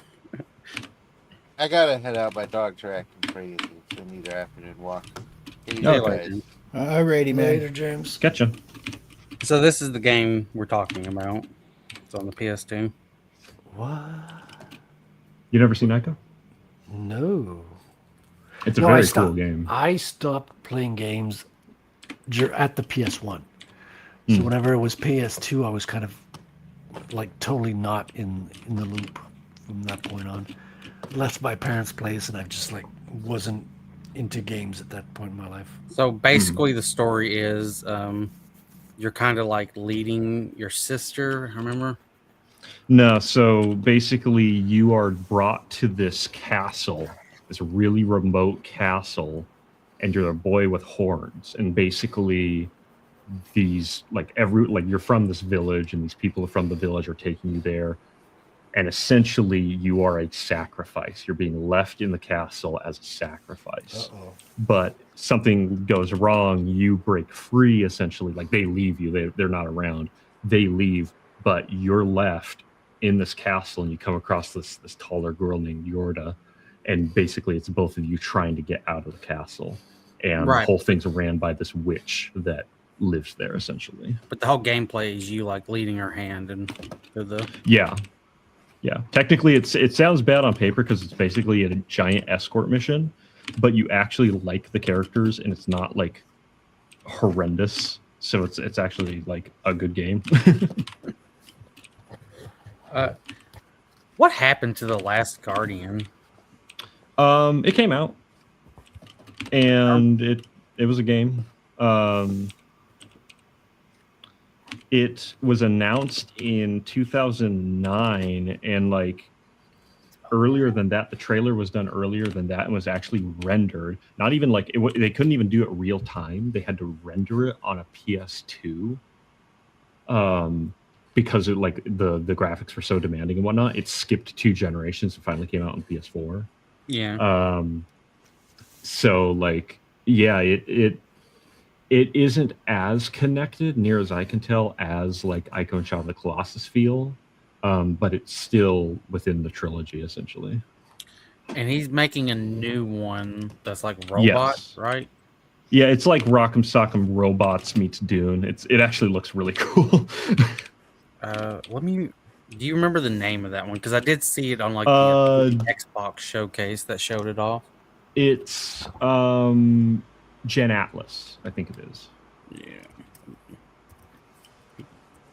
But almost Hen Atlas.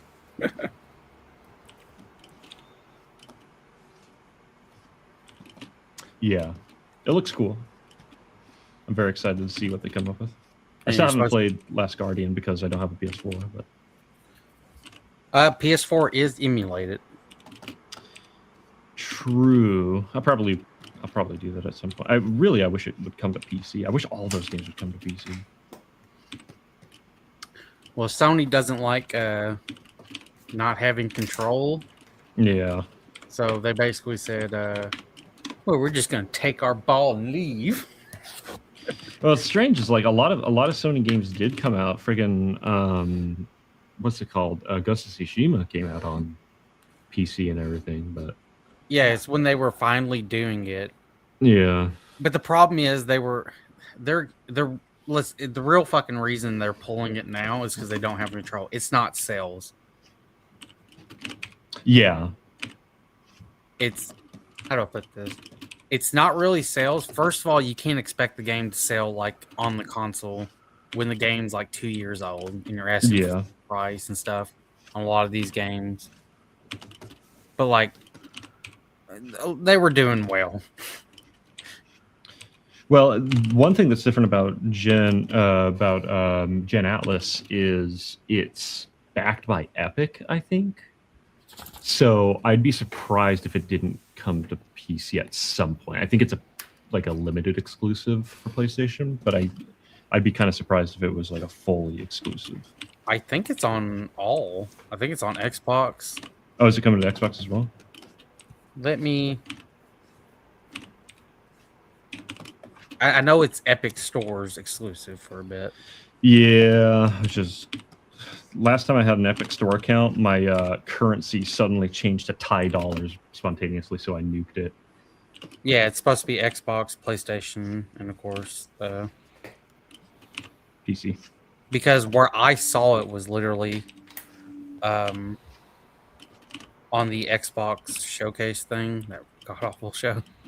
Mm-hmm. And I saw that and I was like, all right, you're playing like a big giant robot fighting other big giant robots. I'm like, all right. Why not? So that looked cool. But yeah. It's a multi-plat one. And Cool. it's multi-plat because let's be honest, being exclusive to one console or one platform is not good.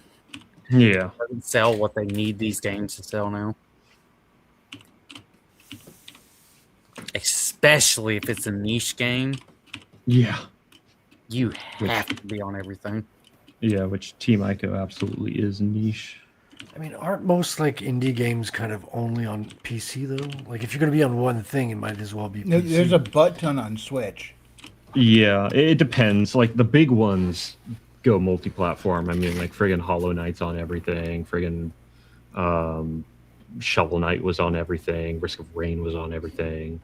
So like, it depends. Like if you're talking like, Joe Schmo's PS1 horror, then it's probably just PC. But like, if it's a proper indie sort of darling or like a bigger title, something behind it, then it'll probably be on everything.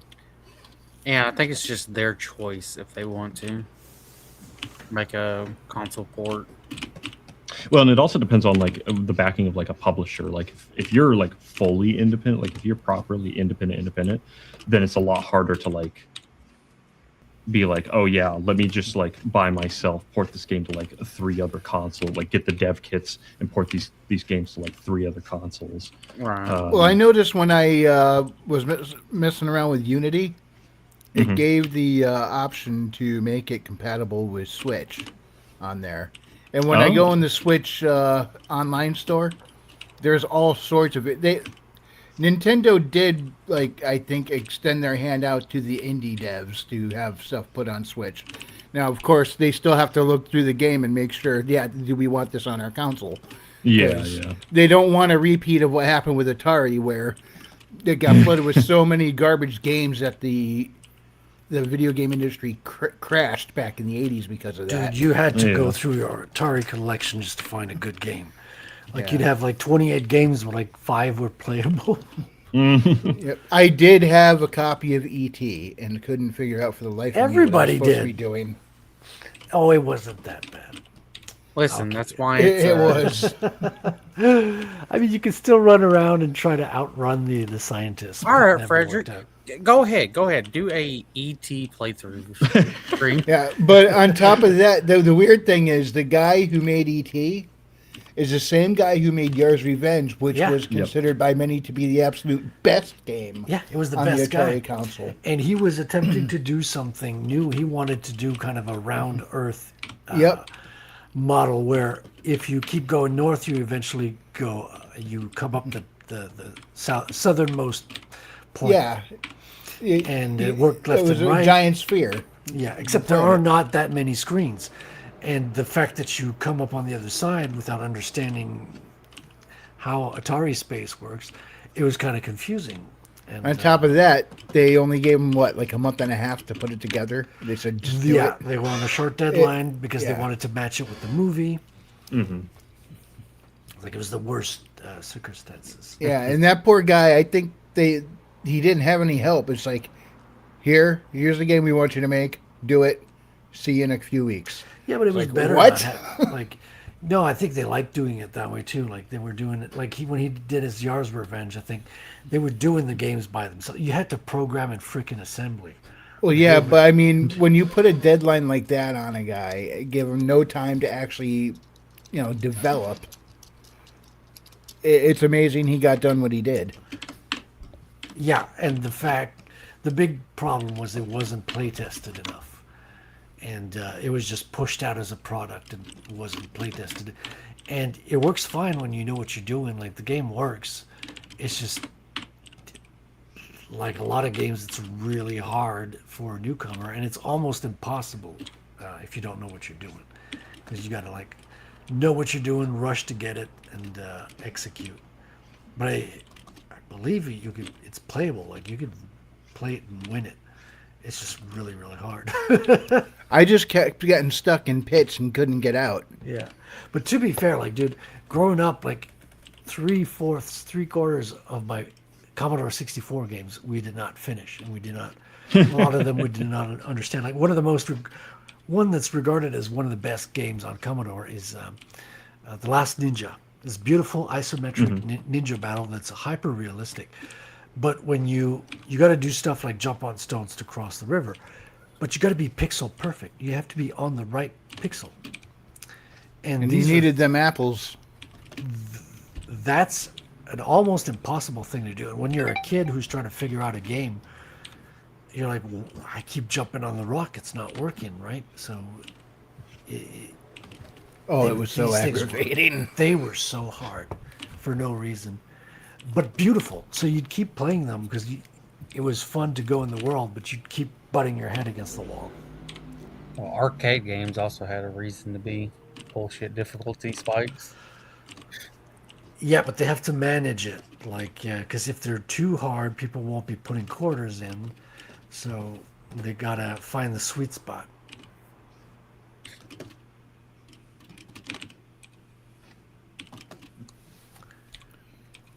Yeah. Albeit, Home console did change things. Like, they didn't make them, like, unnecessarily hard just to get you to drop in more quarters anymore. No, But it took a while for them to really realize, you know what? We could just, have them continue from here. We don't need to send them all the way back to the beginning and Yeah. do all the tedious stuff, because we're not getting any more quarters out of them when we do it here on the console. Did you know that some of the damn arcade machines actually had a memory card you could buy to save your progress? No, I didn't. I ended up coming across like the new retro gaming and stuff or whatever video. Yeah. Mhm. They're like, yeah, some of these you could buy a memory card, save your progress at There's home, a come to the believe- arcade. I plug believe it there's in. a Dungeons and Dragons game where you could actually save your progress on the machine with a password, and you could come back and continue your game at the machine, public machine at an arcade spot. But you'd be the only one that knew how to enter the password. Oh no, she lost her feet, her body. It's a floating head. Yeah, I don't have the body on because I don't need more distractions because I already have like a billion layers. You can see each of these folders is one of the layers. And here's the unfortunate thing. I wish one of the only things that's really annoying about this program when it comes to animation especially is, let's say when I go to export these layers, I basically have to export the image sequences one at a time because I can export every single cell, each individual layer essentially as its own image, but that's the individual cell that doesn't have any of the timing. So it doesn't actually get all these timings. So like if it's on threes, I would have to put it back together on threes, and I'm not doing that. Now, how much time do you have between each frame, and do you adjust time between frames for certain effects? Or Yeah, so at 24 frames per second, that's my standard, right? But for example, like if we look at on the timeline, like here's the head, right? So here we have it shift to 1 frame, which is her like bringing her head down. But then over here, it's 2 frames, and then the next one, and then immediately I have it on a 1 where she opens her eyes to make it quicker, and then I have the rest of it on 3s. So yeah, like I'm kind of all over the place depending on the need for the animation. Same goes for like the hood. The hood is on 3s all the way through, and the cloak. So is it gives it also a on consistent 3s. flow. Yeah, and I like 3s just in general, but it's really good to give that like kind of relaxed, flowing kind of feel. Threes are useful for a lot of things. It kind of irks me when people point to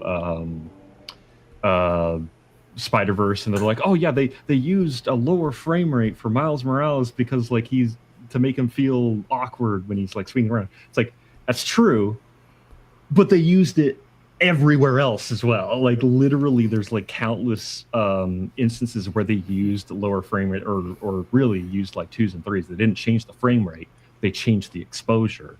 Yeah, And I know a lot of people like praise the Spider-Verse art style and almost glitchy continuity to their movement, Mhm. but I just didn't like it. I mean, I applaud them for trying something new and innovative and you know, just artistically unique, but Mhm. it just didn't land well to my eye. I didn't care for it. I liked it. I thought it was great, and I liked that they were essentially using traditional 2D techniques in 3D. The one that I don't think landed as well in that regard was The Last Wish, which still looks great. I think they did a really good job regardless. But there were times where it was very like, my problem is that like everything has become over the top, like it's almost like an oversaturation of motion, I would describe it as, in a different way than like doing everything on 1s, but it can be a little bit like much. I would Yeah. agree. Yeah, I mean, the way it's I've always primarily the described it- choppiness I didn't care for. You say last? That's the Puss in Boots movie, right? Yeah.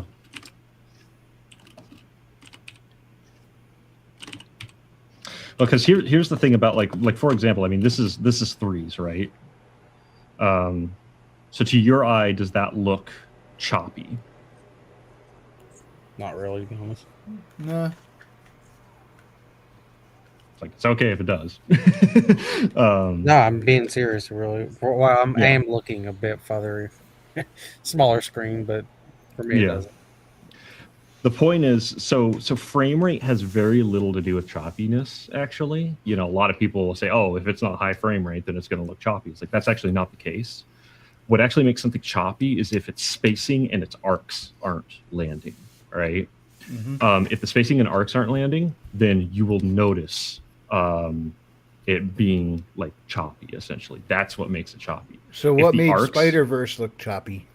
I would say probably, it doesn't really look choppy to me personally. I would probably say though it's very key animation focused. So it doesn't have as much emphasis on like really drawing out the arcs and stuff, or not the arcs, but the in-betweens. It's very like boom, into the next key, into the next key, into the next key, into the next key. And what that does is it's very like sporadic, essentially. So that would be my guess. Either that or just the effect of 3D on it. I don't know. I don't have your eyes, unfortunately. For me, You're probably better off without my eyes, but The first Spider-Verse movie, I didn't really have a problem with it. I think it's when I started seeing other stuff trying to copy it. I will say, like a good example of just so many things wrong, but I would say one example that does do it really poorly is what was that crappy game? Mixtape or whatever. Yeah, like Mixtape didn't work because they basically, the way I look at Mixtape is that they didn't build around. They just made it low frame rate, right? They took the space, like the spacing doesn't feel like it was actually built around 2s or 3s. It looks like they just slapped it into 2s or 3s. You know what's But you really can't do bad that. about it too, animated? A lot of things. It's a There's a lot fucking of things. video game as well. Yeah. No, it wasn't good. It's like it's one thing if it's like a pre-rendered movie, okay? But when you get into a video game and you're just lowering the frame rate on the character, it looks horrendously bad. Also, the fact that they like to call it a video game. There's no platforming. There's no power-ups. There's no boss fights. How do you call this a video game? Well, there's no real gameplay. That's the real key. Because like Ico, for example, doesn't have power-ups or anything like that. But you run around, you actually interact with your environment. You have to solve puzzles and explore and do things. There's also fail states in Ico. Yeah. Like you can die. Yeah. You couldn't, at the end of Mixtape, you couldn't fly away from the planet as it blows up behind you, so it's not a video game. Matter of fact, in Mixtape, I don't even think you literally don't have to play the game. If you do not touch the controller, it will continue to play. Yeah. No, I mean, Play there's location. certain areas like that, but there's areas where you have to go through the room, collect the items, place them in the thing. But I mean, you can't really fail. You just gotta go and execute the Hell, the task. even Telltale games, you can fail. Well, here's the thing. Like, I would make the argument that like, if the experience was good, it wouldn't matter. But the experience wasn't good because it was so bland in its presentation. It's like, what is the ultimate presentation of it? It's like if you were to actually break down, okay, what is this story? What is this like game? What is this experience supposed to be? It just sounds insufferable. It's one girl's, lesbian experience while she's. But it's also that everyone pointed out fucking character. Not only are all the characters awful, her father is literally the most sane, good guy. The Yeah, story's being like, no, he's like an evil, controlling little bastard. I'm like, what? Pathways was a better game. he's not even played bad too. Like he's actually looks like a good character the way he's played. He's just in the story kind of an antagonist. Like, what? But you could tell a good story with that, but they just don't. That's the problem. Like you could do something with this. I would argue even if it wasn't like super gameplay heavy or whatever, like that's not necessarily like the root of the problem here. The problem is it was just unsatisfying all the way around. It's just like, what's the point of this? Yeah, And then she's and then the rub is like, if it wasn't like praised as this like So you guys grandiose know the- accomplishment. Yeah. The story behind the woman whose project this is, right? She's Yeah. the daughter of one of the wealthiest men of Australia or something, I believe. Yeah, she had a lot of financial backing. So And she it was put all good that they the- could actually get the rights to their songs in perpetuity, because if they That's couldn't, where I was headed that's with kind this. of Is like pointless. they put all the money, all the budget into the music. Like it's literally called mixtape. This is all their Set in the attention. 90s, Right, with in 99 or whatever. Yes, barely 90s, dude. And there was no mixed. Dude, we were on CDs in the 90s. CDs no were, one was- they've got like a 70s aesthetic with a 80s kind of action, but everything's themed 90s.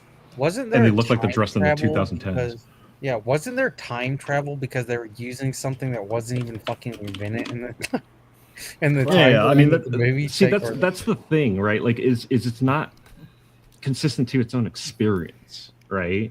Which I don't like. Like, let's say they didn't make it such a big deal that it was like a nostalgia bait or whatever. Like, I wouldn't care that they're using anachronistic technology. Like, I like doing stuff like that, right? But like, the fact that they're making it such a big deal that, oh, it's set in the past, welcome to the past, isn't it so cool we're in the past? It's like, I don't freaking care. Your story sucks. Like, work on your story, please. Like, for the love of all that's good, just tell a good story. But I mean, that Why is do we what care happens about when someone's anything? nostalgic for a time period they didn't live through. Yeah. Well, see, that's my point. I don't think she's into video games. I think she was trying to get. All she had is video game company. She's like, how do I get into Cannes Film Festival? Oh, if Yeah. I make my video game as a movie, I can check off both boxes. And also, like I let's said, not- Pathways turned out to be a better game. At least that gave us Amelia. and let's also not be fooled. This was a psyop trying to convince you that it was indie, Yeah. and it's like a lot of that was also like the major response back to this game was being like, Did you see No. the freaking gift boxes they gave to journalists? you know, Like $200 boxes. You had a literal CD player in the box as a gift with headphones that matched the one in the game. That's the gift box. It's like, why do you think they all got 10 out of 10s? but like I said, that's one of the responses for bad story and everything else, and it's also like, oh yeah, they're very clearly trying to be like, no guys, we're indie too, right? Yeah. Nudge, We're nudge, included nudge. in that group, and it's like, no, Pass you're the not. Benjamin under Also, the table. yeah, we know how much the licensing agreement was for that music. Yeah. They're not indie, they're amateur. Yeah, that's a good way of putting it. But like mostly in the writing, like I don't.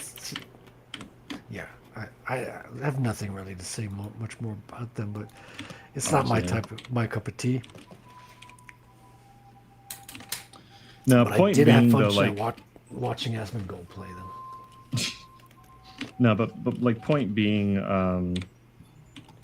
friggin', I want things to actually be written well. Please, can we just write things well again?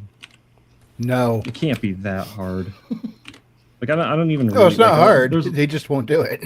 there's a lot of things out there. Like there's a lot of people. I think people will focus on like really specific things that are like, oh, if they just did this right, it would be a better experience. It's like I don't really think so. Like I think that just if they had written a good game, like a good story, like it wouldn't have been a problem. Like everything would disappear if they just knew how to write.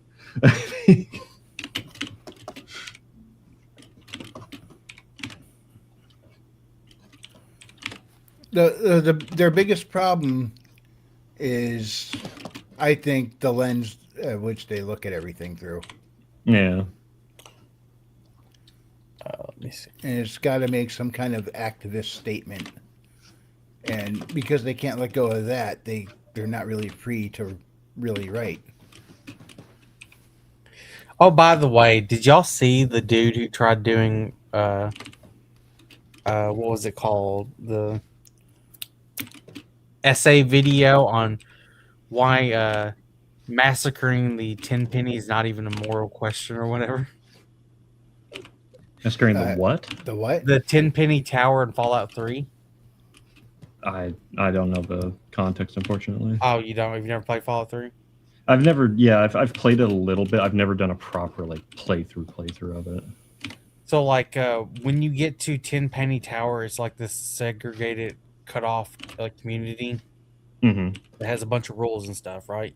Yeah. The psychopath ghoul on the bottom is like wanting to get in there, and they're like, "No, dude." And like the entire quest is you can, I think, just massacre the people in there. You can just massacre the ghouls. You can make a deal to get the ghouls in there, in which the ghouls massacre everyone because they're psychotic fucking ghouls. Yeah.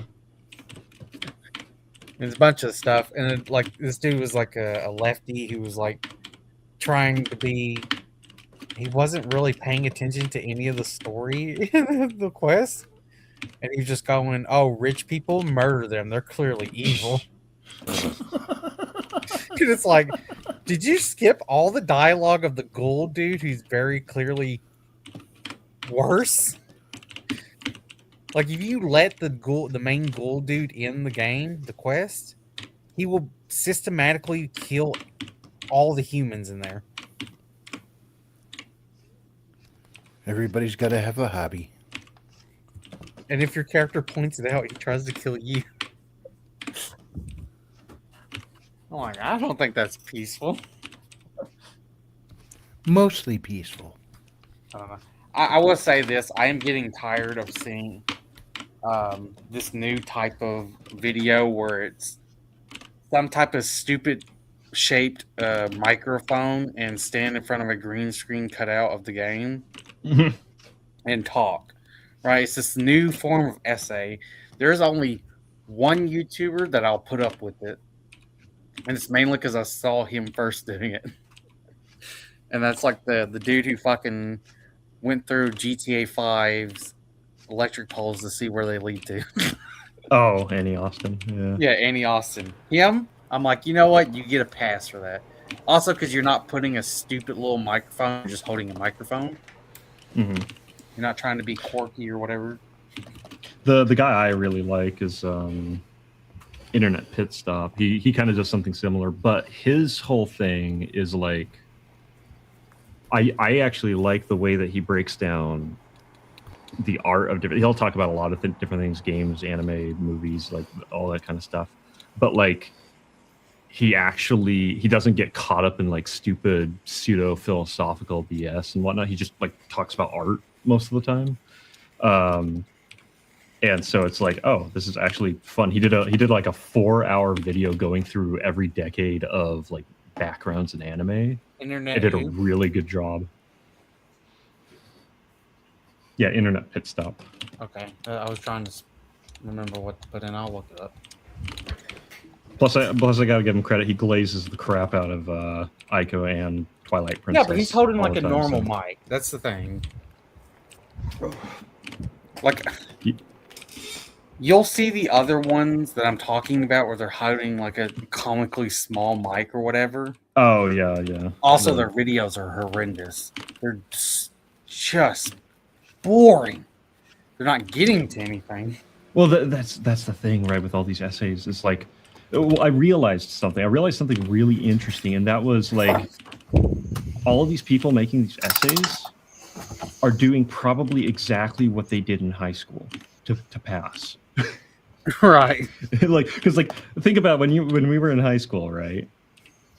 It's like, oh, what did we do when we had to write like a friggin' 5-paragraph essay or whatever? It's like, it was exactly that. It was just making BS up and like spouting off nonsense and just going on and on and on about nothing, right? To fill out a friggin' quota, basically, right? Like, Yeah, but nowadays what people do to write essays is go to ChatGPT. true. Yeah, at least with Eddie Austin, he's like, all right, I want to look up some shit on this. Correct me if I'm wrong. And here, let me walk through this fucking map and be like, all right. Yes, all the power lines do lead to the power station.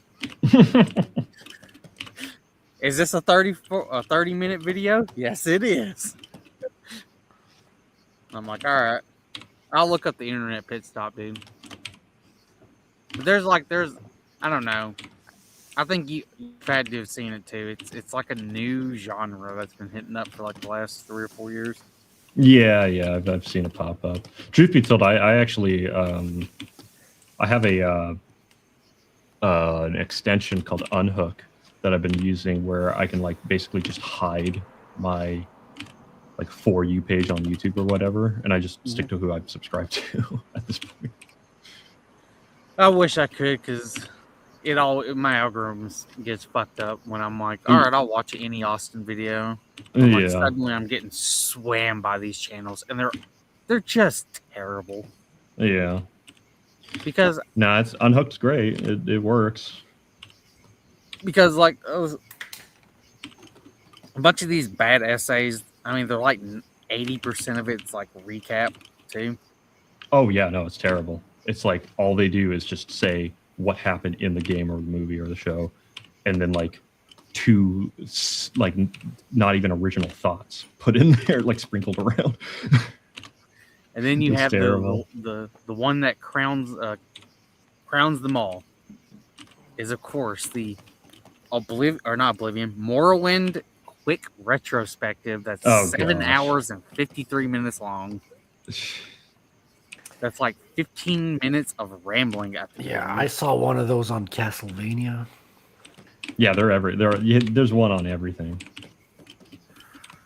Probably the most nonsensical one that I've watched was a guy going on about this theory he had in regards to what was it? The Shining, the movie, Oh yeah. Uh-huh. and it was 4 hours long.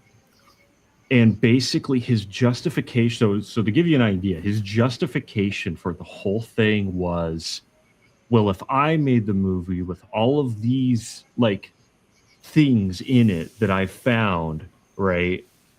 Like it was such a weird like way to justify it. Like if I made the movie and put all these things in here, then it would have had to be intentional or some crap like that. And it's like, how does that mean anything?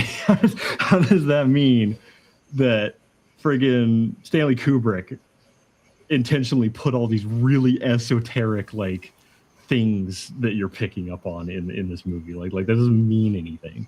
And it was just like after a while, it was just like him just rambling on about like these random, minute, tiny little things that he was blowing up to be these like big references and all this kind of crap. And I'm just like, dude, like, oh my gosh, man. I cannot find the video, but there was a video of a dude trying to rewrite the prequels for Star Wars. Oh yeah. Oh his yeah. his opening was god awful. He's like, well, so the whole plot is that they use live ammunition and stuff, right? So actual bullets, and the big revelation is that the droids are now being equipped with laser guns. Wait. Okay, hold on. Yes, they have lightsabers. By the way, the Jedi still have Wait a lightsabers. minute. Does he not understand Star Wars? Dude, it He is doesn't- seared into my mind. That is, I watched that video. It had to have been 2013, 2014. So I was 14, 15 years old. It's like 12 years ago, 11. I still remember the opening of it. And this was supposed to be the first of the prequel movies. And the big thing was the droids are using fucking laser guns, which is unheard of in this. And I'm like, what? Okay. I think you missed the point there, bub. Like, I'm like, this just sounds awful. Also, it doesn't make any sense. Because in the original trilogy, they're using old shit with the space stuff, ships and everything. I don't know. I wish I could find that video because I'd be like, I want to rewatch it to see how bad it was. To fully remember his rewriting or whatever.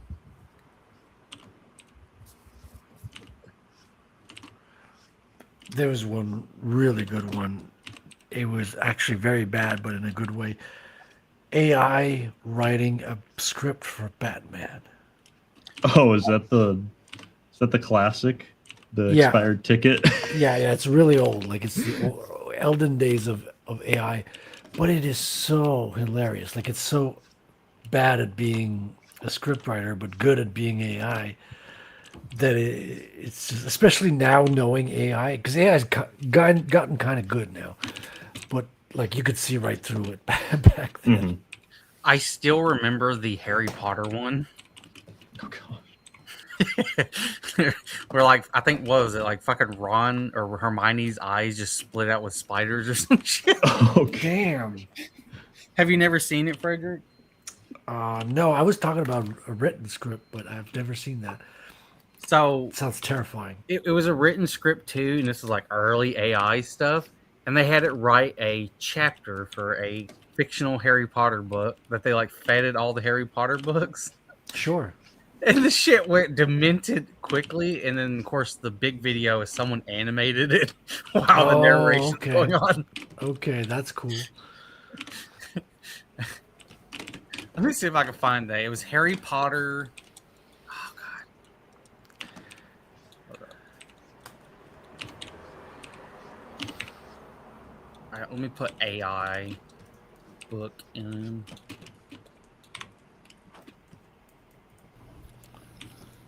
Oh yeah, this is the name of it, by the way. Let me click on this video so I can see the full title. I have to fucking back out and click on it. So it's Harry Potter and the Portrait of What Looked Like a Large Pile of Ash. It's really called that? Yes. That's really what the AI made. The title. God, I'm trying to do line work. I can't be laughing. Oh my gosh. I just remember.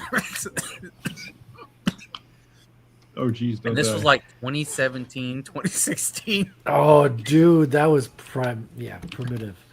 Dude, it doesn't Yeah. even know what a title should look like. It still doesn't, but yeah. I mean, Grok is better than that sometimes. Here, I'll send you the link, Frederick. Yeah, I found the AI scripted Batman. I think they drew the panels as well. Yeah, they did. Yeah.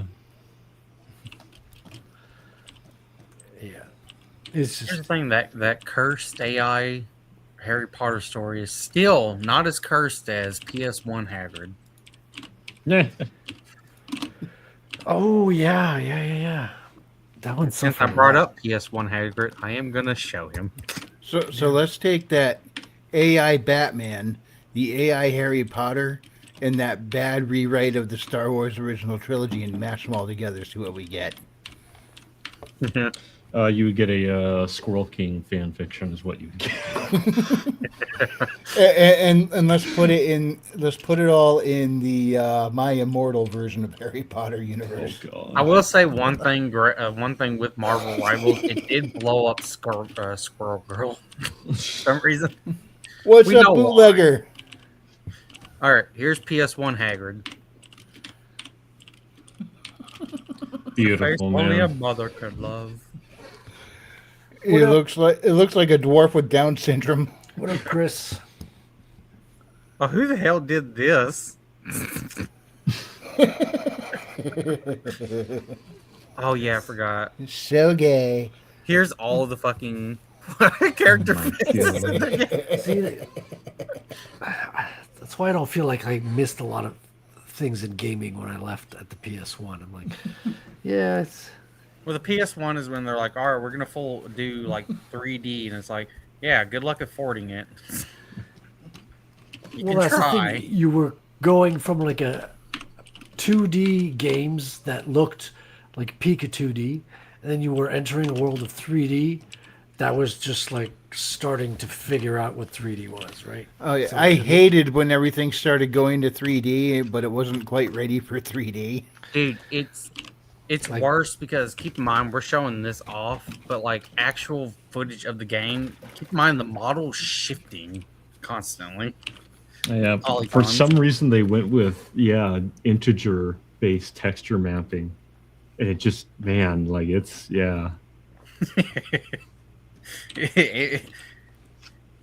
It's one of the things. Like I can play old games, right? And for the most part, I don't really care about the graphics, right? Doesn't bother me. But when you get into that the era uncanny of valley 3D, like that, yeah, when you get into the era of 3D where it's doing like the shifting shit, I'm like, I'm done. I cannot deal with this. it was so ugly. I refused to play any of those 3D games. That's Oh, probably look. why I still can't play them well now, because I didn't play them when they started. I played a couple, and I'm playing them now. Like I'm getting into it now. But there's Oh, some it good. I think we're out of the weeds. Like they figured out how to do good ones. They don't do it Oh, all yeah. the time, but Oh yeah, but I didn't play them as they were coming into being, so I never got used to the 3D or the first person or any of that. yeah. That's probably why I'm still stuck in my side scroller ways. Look at this animated. Someone's fan art. of it. That's cool. I like that. That actually That looks better really than funny. the real one. But yeah, I've got the same experience as you, Wranglers. Like I stopped playing the 3D stuff and I was more into 2D. But in the last year and a half, I've been playing a lot of 3D games and I'm starting to get into it. Like I still pretty sure Hitman is my favorite game. Like I played again this week, like one of the levels that I know by heart, and I just went in, boom, executed, out, boom. It was a lot of fun. The only 3D game that managed to hook me was Spyro. Spyro is really good. Oh, the dragon? Yeah. Yeah, but that was like on the N64, and it didn't have the. No, that was PS1. I was Spyro playing it exclusive to on my PS1. buddy's PlayStation. I never had an N64 because I didn't like the blocky 3D look of everything. Wasn't there So I an just never had N64 one. version of Spyro? No, there was never an N64 version. I don't know. I do know I beat Spyro 1 and 2, and I beat that first Skylander game, which was marketed as a Spyro game, but Skylander was its own thing with Spyro involved. Yeah. And I didn't even play it. I started off playing Spyro and then ended up playing Stealth Elf, and the So game was Stealth Elf. yeah, evidently. Okay, that's why I think some like person decided they wanted to make an early technical proof of concept that it could work on the N64. Oh, interesting. Which there's like a lot of people are kind of developing games for the N64 now. Oh yeah. No, there's whole friggin' Yeah. communities developing for the N64. There's a new engine that just came out to develop on the N64. Yeah. I can't remember what it's called. Did you see the dude who was like making like an Elden Ring kind of boss, whatever? It was for like the challenge for it. Yeah, yeah. Those are called backports, right? They're When it's an actually existing game, yeah. or It's a D-make, yeah. D-make. So- I love those. Those are so interesting. I mean, curiosities. I don't play them, but it's like somebody got Yoshi to work in Mario 3 on the the Nintendo, and it's like this wild technical thing because they always said they couldn't make it work on the NES. So the one I'm talking about, I don't think they're doing demakes or anything or verting it. They're like making it from scratch for the game. For the N64. They're just getting inspired from Well, modern that- games. That doesn't matter. Like a D-make doesn't necessarily mean you're taking the source code or the actual game and you're backporting it. It can be like from the ground up. It usually is. Also, what link is this for YouTube, Frederick? Oh, that's just the Batman AI script. Oh, okay. And Hell Bootlegger. Hey, how's it going, Chris?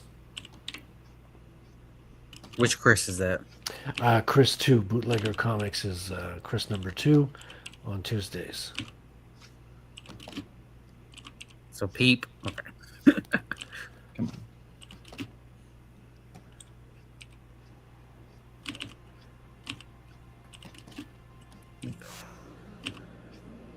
But yeah, no, there's a guy, James Lambert, I think is his name on YouTube. He was making an N64 port of Portal, which was really interesting. But he had to eventually abandon the project because he was planning on releasing it on Steam. But unfortunately, he used what's called libultra, which is basically a library for the N64, but it's actually the library of the N64 that was like proprietary and whatnot. And as such, Valve basically had to drop the product. They were like, we can't risk putting something like that on Steam because it's Nintendo's property, basically. Yeah. It's also So against Steam's TOS, correct? yeah, it's something like that. Basically, right? It's just not doable. And he was like, I completely understand. Like, it is what it is. He could technically convert it over to what's called LibDragon, which is a open source library for building on the N64. It's completely devoid of any kind of proprietary stuff. But he was like, you know what, like it's gonna be better to move on to my own project. So he's making his own original like wizard game, using LibDragon and building it from scratch and whatnot. And it looks really cool. Personally, I actually like. I kind of like the look of the N64. Like it definitely has its limitations and stuff like that, but it also like those qualities can kind of give like an impressionistic sort of style, which I'm all about. Bootlegger said he had an idea for a game years ago, a combat flight simulator. If and only if you get shot down behind enemy lines, it becomes a first-person shooter. That'd be kinda cool. You have 1 hour to try to escape before you're executed. Yeah.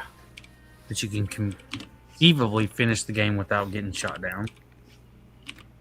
Well, that makes me think a little bit of that James Bond gameplay, because primarily you go in kind of like Hitman, like doing stealth missions, whether it's social stealth or real stealth. But as soon as you get caught, instead of like the game stopping or getting shot by everybody like a real stealth game, it just transitions into fighting, like melee, pretty good hand-to-hand combat. And then if you find guns or someone tries to kill you, then you get what they call the license to kill, and then you can start to use guns and whip out your own, or just get the enemy's guns and start shooting with them. And it just kind of escalates really well from one to the other, right? It's like you feel a real transition, which makes it feel like the combat is real and you're just adapting to the situation. I'm still sad that Battlefront 3 never actually got the final finish and release. The real Battlefront 3, yeah. You were supposed to go from space to ground, which fully worked. Because not only people had like unfinished versions of the game, in which we pretty much got the final unfinished version of it because it came from the Wii U, I think, version. I think it was the Wii version, but it could be the Wii U. Either way, it was one of them, and it's like the latest, like the most you're ever gonna get for that game. Yeah. It is animated during the clickety clackety clack. Yeah. I'm very clicky clacky. That is a mechanical keyboard, sir. It's classic. I have one too, though I'm not using it right now. But nah, it still disappoints me. Even the story looked pretty cool, which you were supposed to be like 2 clones to get like the fucking Force, like special clones or whatever in that game. And there was like early concept that was supposed to be an alternate timeline where Anakin turns back to good after getting his legs cut off and burned. I mean, supposed to be gets his like life Darth. together. Yeah. I mean, I don't know how he can get across, murdering children. Yeah, some community service, a few favors for some high up senators and stuff like that. Yeah, you can clean up your reputation just fine. I mean, it's not like the Jedi Order is still a thing. Yes, but there is a very angry, murderous, little tiny green demon. Who, by the way, And he lives in a did swamp. anyone ever do like his confirmed kill count in that movie? Yoda's? Yeah. I mean, feel as like- far as in the third one, like, I don't know. I think he only kills like a handful of clone troopers, doesn't he? Not he like cuts Commander Greedo's head off, and another one, and then when they're outside like the Jedi Temple, I think he kills like 6 of them. Yeah. And his ass was like, stealth is for butchies. Slice clones in half, I do. All right, I just looked it up. Official canon sources do not provide a confirmed kill count for Yoda, as his character is defined by defenses and wisdom, blah, blah, blah, blah, blah, blah. Fan-maintained wikis track on-screen deaths, but these counts vary by source and include shared kills or indirect destruction. All right, according to fan track data, Yoda's visible kill count includes 75 kills, 59 droids, 15 clones, and 1 unknown species. Yeah, Another one 15 says 71 kills. Oh, in the Star Wars Yoda Comics miniseries, 50 plus mega droids and 21 battle droids. 145 total deaths recorded in the Star Wars Yoda comic series shared across multiple characters. Dang. Critically, Little dude Yoda this never round. killed the Sith Lord or Dark Jedi Master in either canon or legendary continuity. His most significant lethal action involves destroying droid armies during the Clone Wars and eliminating clone troopers during Order 66. Yeah, he cuts off his commander and like his second in command's head. Decapitates them immediately when they try to shoot him in the back. That's why I shared that one video. Killed 8 clones I have already. Listen, Palpatine, I think he's trying to slime me. Slime you I will. Eat your sword. Yoda very crazy.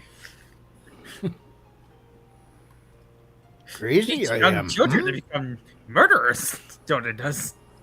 Waka waka. Oh wait, no, that's Fuzzy Bear. You can't kill a robot. We'll see about that. I mean, technically, if you go off of what was it, Iron Giant, you can't kill it. It's a giant weapon. They're gonna shoot. That's a it great in- movie, man. I love that movie. So the droids do count as lives, right? Because they're sentient. Kind of sentient. But it really depends on where you're getting the droids from. If you get the droids from just the Clone War, or not the Clone Wars, from just the movies, not really. Like Well, 3PO and R2, they were technically sentient. They had their own personalities, memories, and I still wants and wouldn't call them desires. sentient. But then others are just dumb robots. It's tough to tell. And Hey, I'm Gunk is sorry, the trying his battle best. droids were. I cannot overlook the battle droids. They're supposed to be made for battle, but they're so stupid. I mean, they were made by incompetent, I get it was done for for comedy. They were supposed to be kind of funny and fodder, but I mean, they're robots and they're having trouble reacting to things, getting confused easily. It's like you're not. Computers are smarter. My TRS-80 was smarter than this machine. To be fair, they were mass produced and quickly mass produced. These are like Timu droids. Yeah. Space To be Team. fair, Palpatine was wanting this war to drag out for a long ass time to kill a lot of Jedi and weaken the Republic. Yeah. The Dinobots were smarter than the battle droids. That's right. Roger, Roger. You gotta kill all the clankers. Now, there's a crossover I'd love to see. The Dinobots just stomping through the battle droids like they did the Sharkticons. Grimlock destroy. Need Grimlock, want too much metal. And they're like, all right, we're gonna train this assassin dude. He ripped out his entire body and put his head and brain in a robot body. We call him General Grievous. And he coughs really bad, like he's gonna die at any second with that cough. I think he might have. Yeah, he and Darth Vader can have the worst asthma contest. Who can spit the further loogie? Yes, and his heart. At this point, why would he need a real heart? I don't know. But Grievous- Nostalgia. Sentimental reasons. Yeah. Albeit, I think Vader has the worst off fate because not only did he get like burnt to a crisp, like he lost his pecker, man. And he still felt all that physical pain Yeah. the whole time. Wasn't his heart in the robot Yeti on Grievous? That was the whole point, that all he had to protect his fucking thing was like metal plates that can be pulled apart. Couldn't Grievous just be stopped with an EMP? Couldn't all robots be stopped with an EMP? Yeah, some of them have shielding against that, but I doubt every single one is built that way. Hang out, IRL. I mean, everything's a conductor if you put enough voltage through it. All right, animated. Get your sake and start singing some karaoke. What? We could all hang out in real life. If we all lived close enough together in real life, since we're all here on YouTube, we would probably start making our own sitcom for YouTube. Yeah, I don't know if they weren't EMP. I think they were just like electricity balls. The Gungans Oh yeah. launching at them. Electricity balls. Is Yeah. that contagious? Or? Big giant. They had little electricity balls for the Chinamen. Big electricity balls for the whites. You know. We probably Yeah, would Mom? do that. 15-minute episodes, sitcom series Of what? about being writers. I think everyone would hate that show. I don't care. We'd do it anyway. You just have one episode. Yeah, the Chinaman. Don't question it. You just have one episode where the dude's just talking to himself the entire time.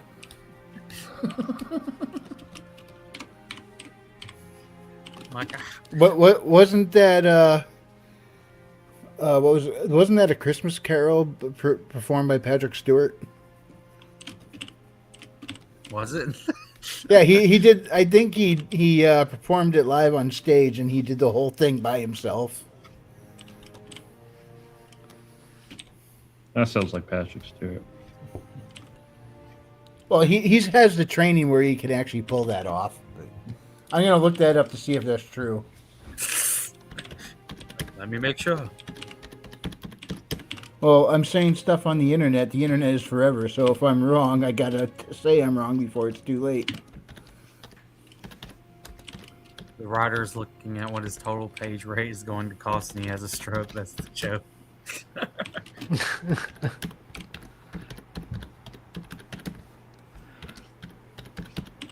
That'd be the comic writer episode, right? The special. So, dude, what? Man, I have this really cool, interesting story. Anyways, $7,000 a page, asshole. Yeah. It's a bunch of fake in here. According to Brave Search, yes, Patient Stewart. Why does it say Patient Are Stewart? you asking AI again? Yeah. Performed an acclaimed one-man staged adaptation of A Christmas Carol where he played over 40 separate characters by himself. Yes, bootlegger, but you know, you're gonna abandon the comics and go to prose. But we're gonna force you to also hire an artist to do art in the book as well. This is weird. In the answer, That's it says right. Patient Stewart, but I click on it and it says Patrick Stewart in the description. So I don't know where that came from. That's the first time I saw AI have a typo on a name. Keep in mind what AI are you using. Brave Browser AI. No. Because some of it, like if you're using like the Google one is like ripping straight from Reddit, which is why you can easily manipulate it. Say whatever you Yeah. want.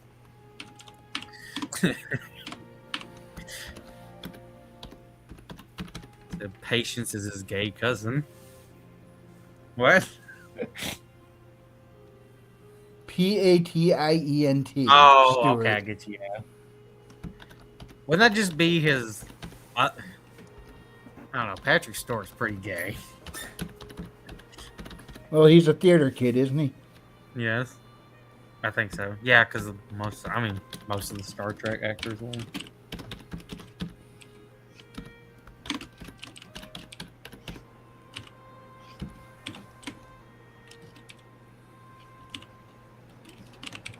Nah, you spelled it right because I think that's what the AI was saying was Patience instead of Patrick.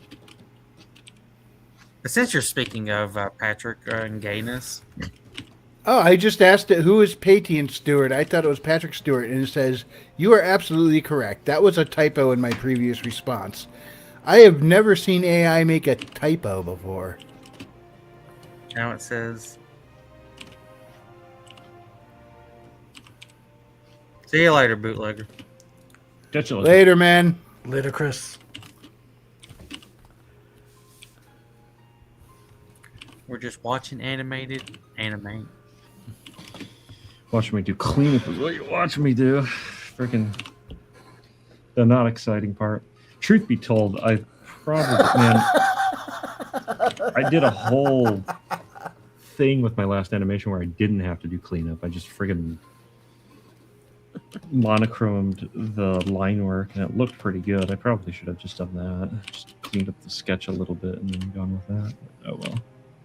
Maybe You next do need time. to send me the thumbnails of where you're going with the long guts. Yeah. Like I said, all I can think of is just Fairly Odd Parents, where the fucking bear hat and just, I think most of the scenes, I don't think you ever see the top of his hat, even if it's zoomed out into space. Yeah.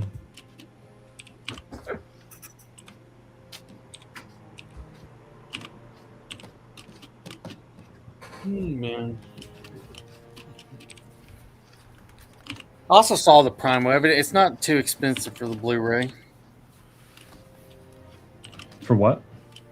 The Primal show for the Blu-ray Oh, copy yeah. of it.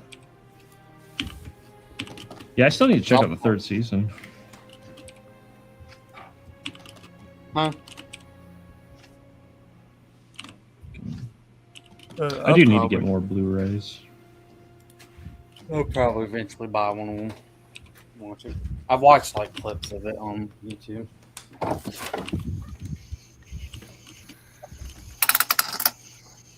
Oh my. And like the first clip I saw is evidently him the zombie or some shit. I'm like, all right. Oh yeah, that's third season.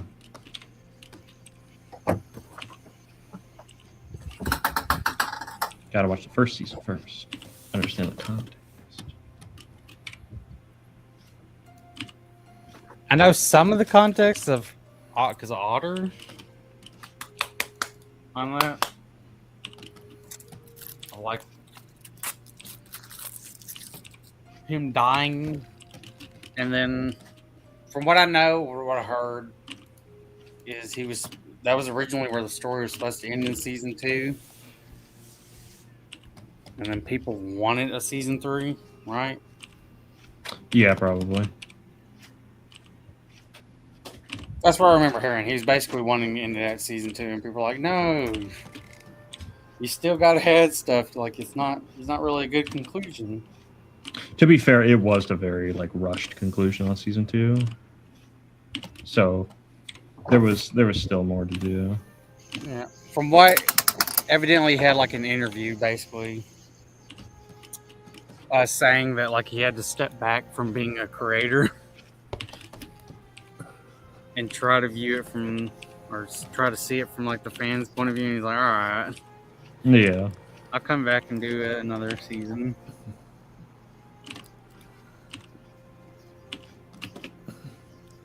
Okay, I think Robert Wild on Twitter is trying to kill me.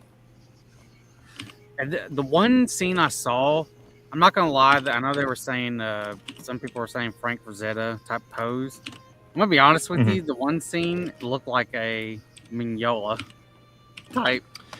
I would say, I mean, there is Frazetta influence here and there because it's very pulp, right? Yeah.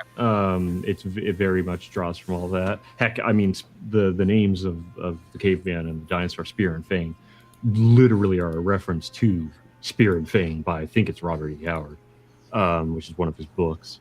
But yeah, I would agree. Generally speaking, it's much more Mignola in its framing and its composition, which that's just Tartakovsky in general is very Mignola in his composition. Yeah, the one I was specifically mentioning is he's like undead and he's fighting the monkeys or whatever, and he just killed like a fuck ton of them. And he's like posing over them with the spear. Oh, with yeah. dead bodies. Yeah. And it's like he's shadowed out with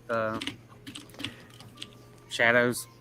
Yep. So is he drawing Fuckus to the stage? Is what I want to know.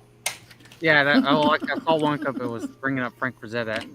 Once again, I understand this is like very much Conan type world. But I'm like, no, that specific pose right there that he was doing, that looks like it would fit right in with Hellboy. I gotta read Hellboy. I gotta finish BPRD. Dang it!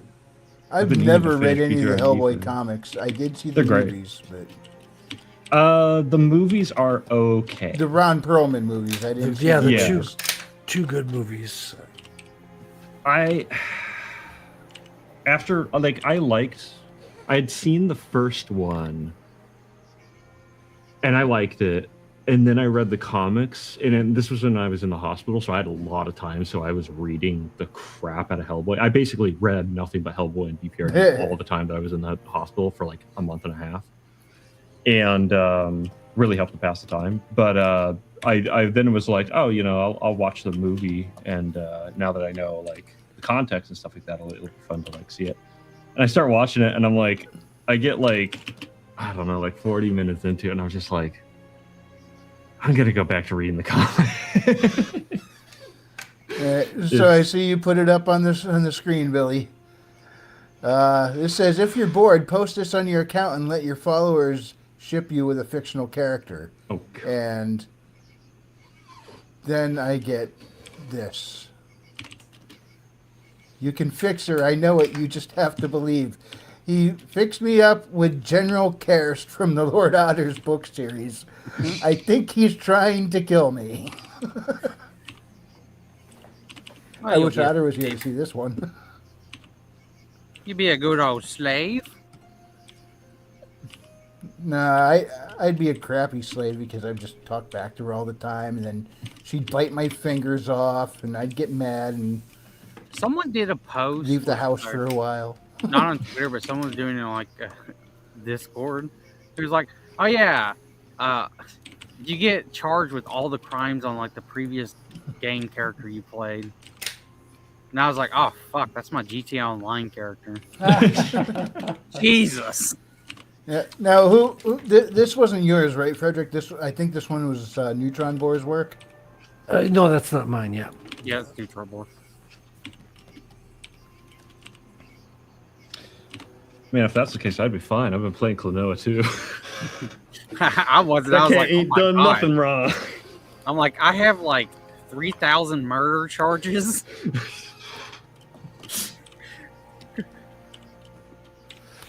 Every type of drug you can imagine being sold, produced and sold. Yeah, one time I read one of those things. How many crimes would you be charged with in your last video game? And I'm like, I just finished playing Double Dragon. I kicked a lot of people's butts. I'm in trouble. Yeah, the GTA Online one, much worse. To be fair, that's like gang members and junk, isn't it? So, Yeah. and you're like saving your sister, girlfriend. What is it? The first Double Dragon? Girlfriend. Girlfriend. In GTA Online, I'm killing government agents and police officers. Well, then I once saw that thing pop up again after I finished playing Metroid. I'm like, well, I just destroyed an entire planet. How much trouble am I in? I'm so in the clear with this. My last games were both Portal and Super Mario 1, so I think none of those are crimes. Except Do you maybe, know like, the lore of property where all those damage bricks and came from? Maybe the property damage of.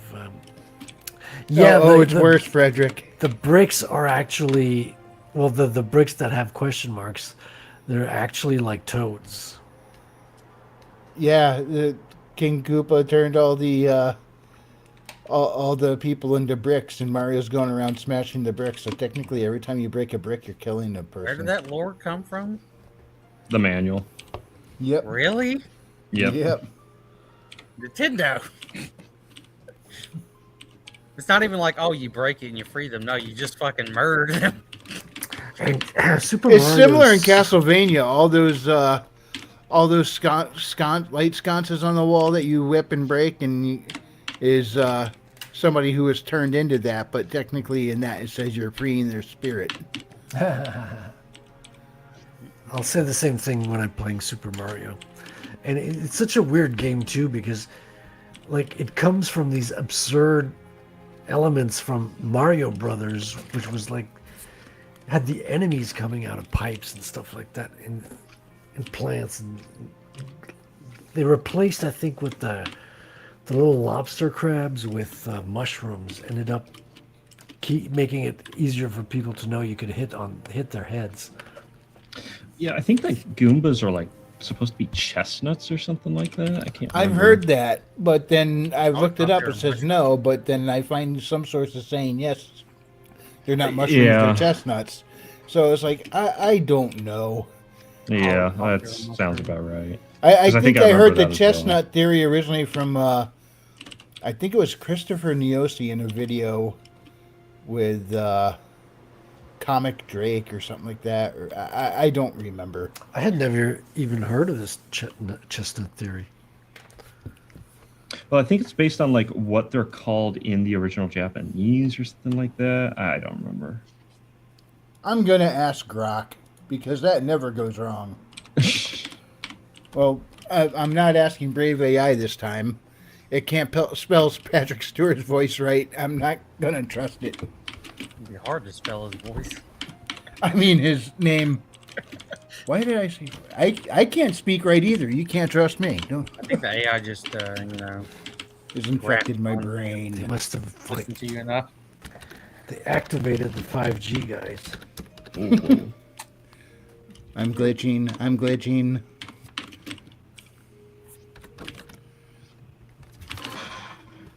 Oh boy.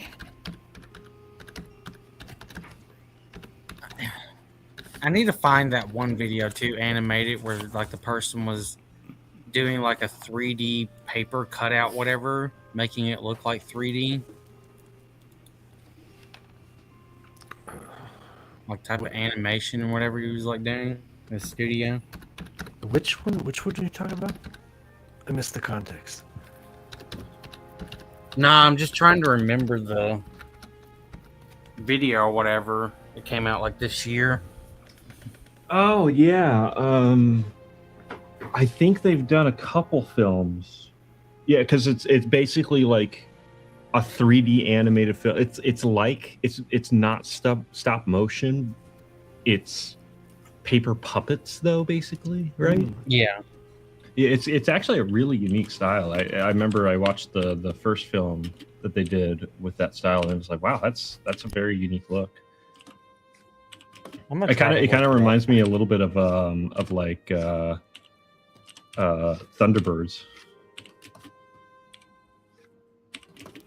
Yeah, those were cool. Nope, I think Frederick's roboting. Yeah, he is a little bit. Am I? Yeah. I think his computer needs a little nap. Or a big giant ice bag. Do you remember the name of it, animated? Oh gosh. It was something. The first film was something to do with spies, because like the girl's telling the story. Oh, here it is.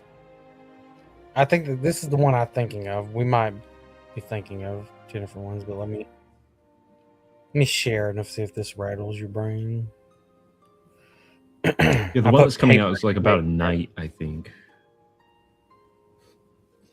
Yeah, that's the model. Yeah, that was originally used.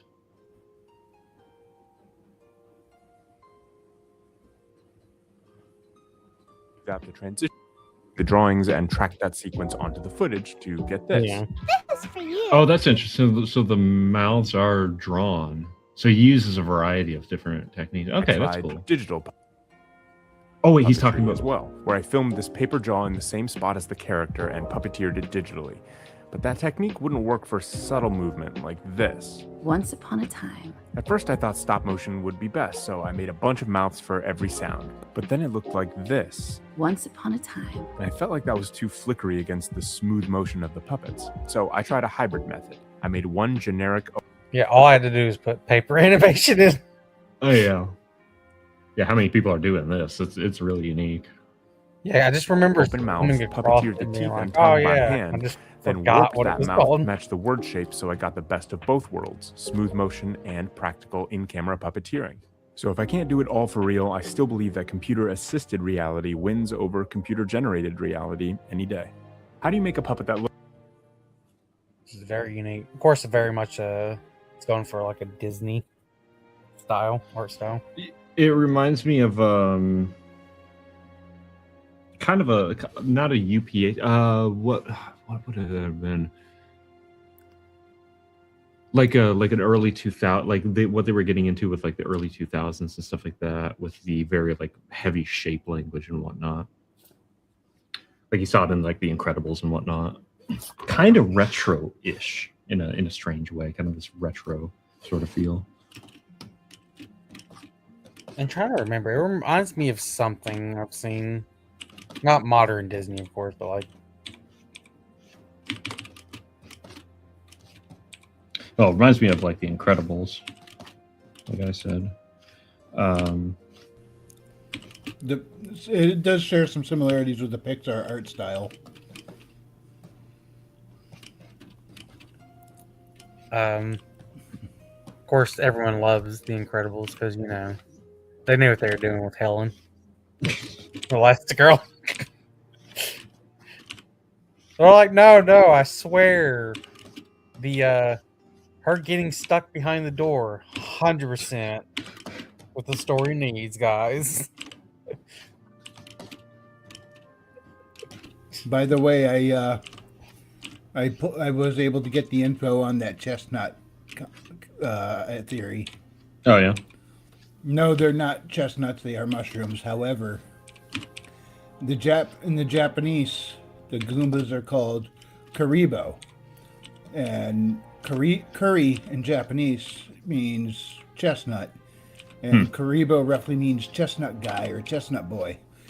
Now, the reason this happened was Shigeru Miyamoto designed the enemy as Bad Mushroom, and he drew a picture of it, and he based it, it was inspired by shiitake, and he drew the mushrooms and gave it to the design team.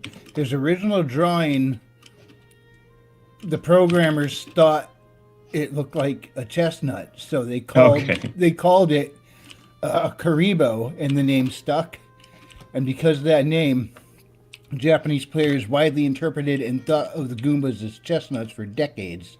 That's even funny. though the setting's in the Mushroom Kingdom. Because of the name, because the programmer misunderstood what he was looking at and gave it the name of Chestnut Boy. Yeah, I just always thought they were mushrooms. I like how like that How's is. this? It makes it funny that it isn't their name, because then it's like an insult. It's like, what are you looking at, Chestnut Boy? Is this better? Yeah. Yeah, you're not rebutting anymore. All right, I'm gonna mute myself just in case. Domo Yeah, for me- arigato, Mr. Roboto. Here, let me.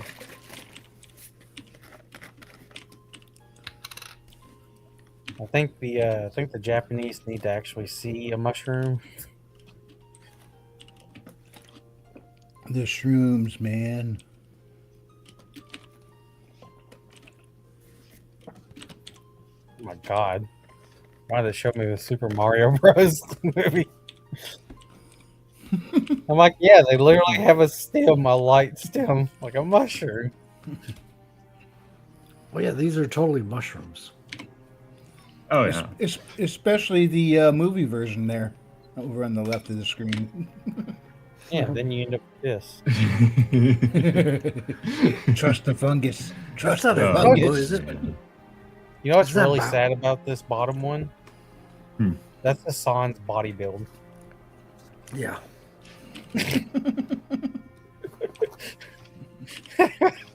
He has the exact same small head, giant shoulders. Mm-mm-mm. It's Only like when you difference in that movie, get no the full animals power were ups in harmed. Altered Beast.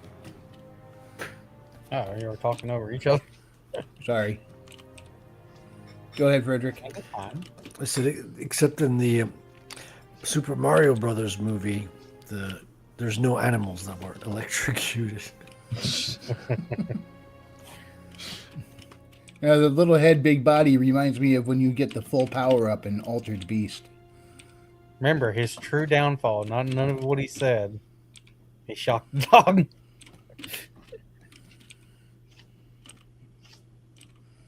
That's why I forgot what anime series is, but he's like, "Oh yeah, I want to make you really hate the villain," so he kicks a puppy. Yeah. Freaking JoJo. That's in JoJo. Is it JoJo? Yeah. Like they literally just go full like archetype. And well, he kicks there's puppies. One way to get everyone to hate him. No, guy, he's justified. No, the fucker kicked a puppy. Okay.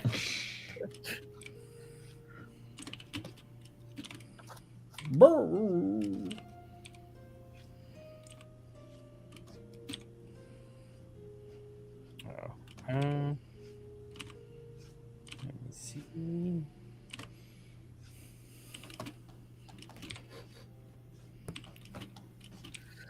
Oh boy.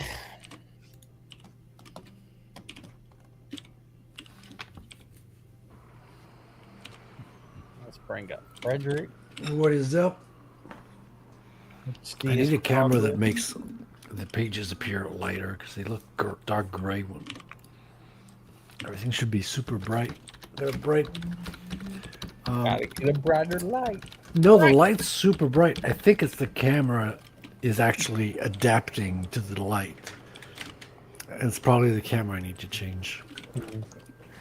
No, because this is one of the strongest lumens lights you can get. That's why I'm eventually gonna set up animated as a camera so I can be like, all right, now watch me draw circles. That's a great place to start.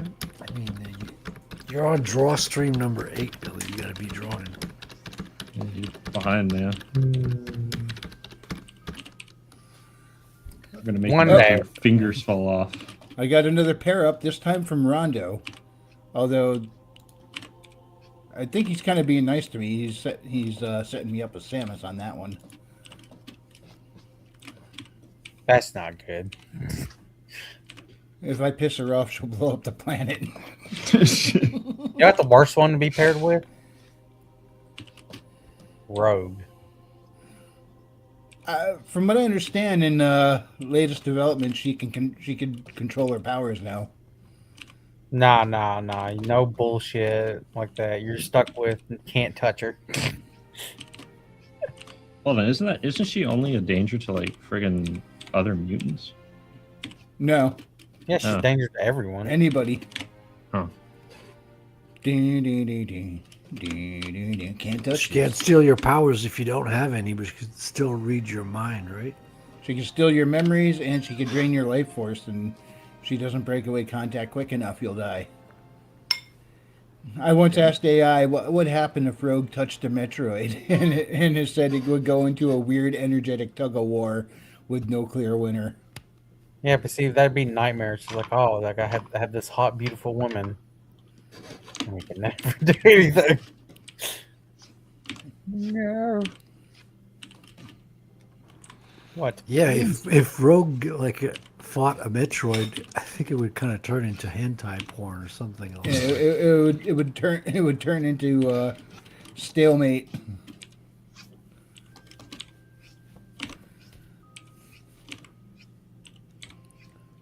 So which helicopter is that supposed to be based on, Frederick? That's Bankman's helicopter.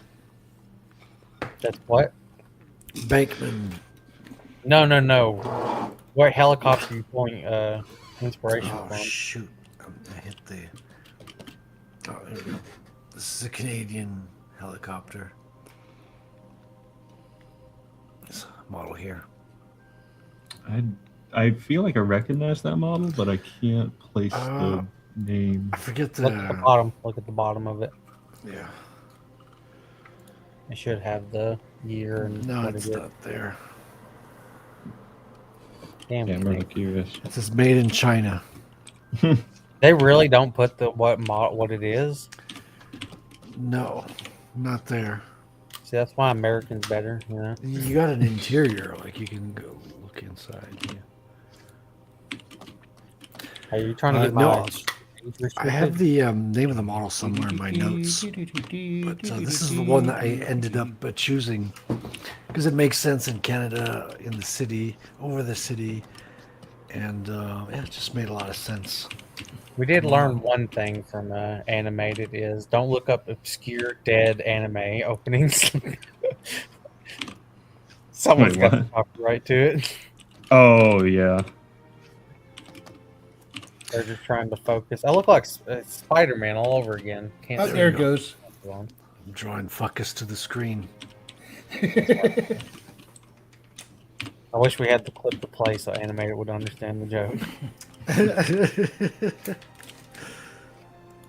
So a short explanation, the chick was talking about Mignola's art, and she was, Mm-hmm. clearly foreign. So when she was saying focus to Oh, the page, she was saying fuckus. You got to bring fuckus to the page. Because in French you say "focusser" to focus. So she's just like saying it like she's used to say it.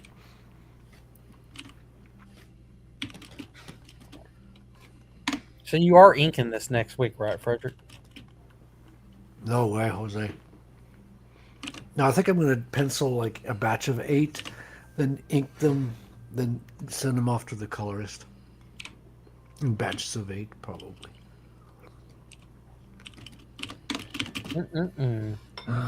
This is going to be like fucking... Yeah, this is going to be some piece of work. It reminds me of this Batman piece that I started and haven't finished inking yet. I mean, I'm halfway there. I'm living on a prayer. Yeah, there's still some building details, windows, parallel lines. So some whose art buildings. are you practicing inking over? This is Jim Lee. Okay. So Jim Lee's known for the X-Men, for the Wildcats, his own creation. Death Blow, I think, is pretty cool too. And Jim Lee's got some killer stuff. Yeah, yeah. I think a lot of it was very, very popular when he was working on Uncanny X-Men. I think he holds the record for the highest number of issues sold with X-Men #1, but like there's a lot of asterisks to that, but it's still him holding the record.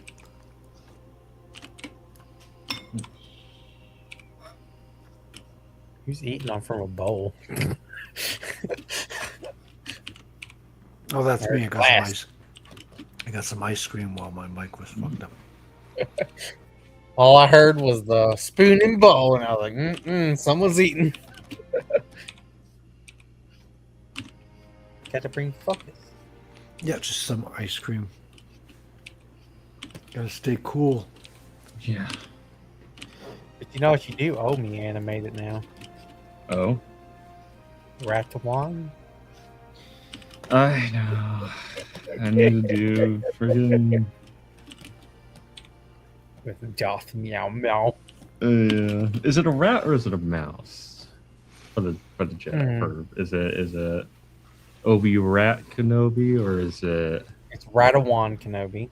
Rattawa? Okay, Rattawa. Well, he's got a rat Okay. tail, doesn't he? Yeah. I don't know. Yeah, I wouldn't do a mouse. Because then I can't really come up with a fucking funny mouse name of Obi-Wan. Yeah. Like, Mouse of One doesn't work as well as Ratawan, right? Yeah. Is this gonna be like Mouse but for Jedi? Yes. I mean, it's going up against the How did we Darth come up with that Vader. joke? Is it just like a cat Palpatine? Like what? Well, it was a cat Darth Vader. I don't know. It was a cat Palpatine. I think we were Darth talking about Meow like hairless cats or something like that, and how they look like Palpatine or something like that. So I got to Yeah. make Palpatine a hairless cat. Yeah, It was Darth Meow Meow. Darth Meow. Darth yeah. meow meow. Yeah, we will do that. You can do that. And like, well, here's the thing: the concept was supposed to be because you were going to do it like more like a painterly, Yeah, yeah. and it's supposed to, Means of I course, got to paint it. Darth Meow or not Darth Meow Meow. Radawan's like from his back angle with his lightsaber, evil fucking Darth Meow Meow hovering over. Yeah.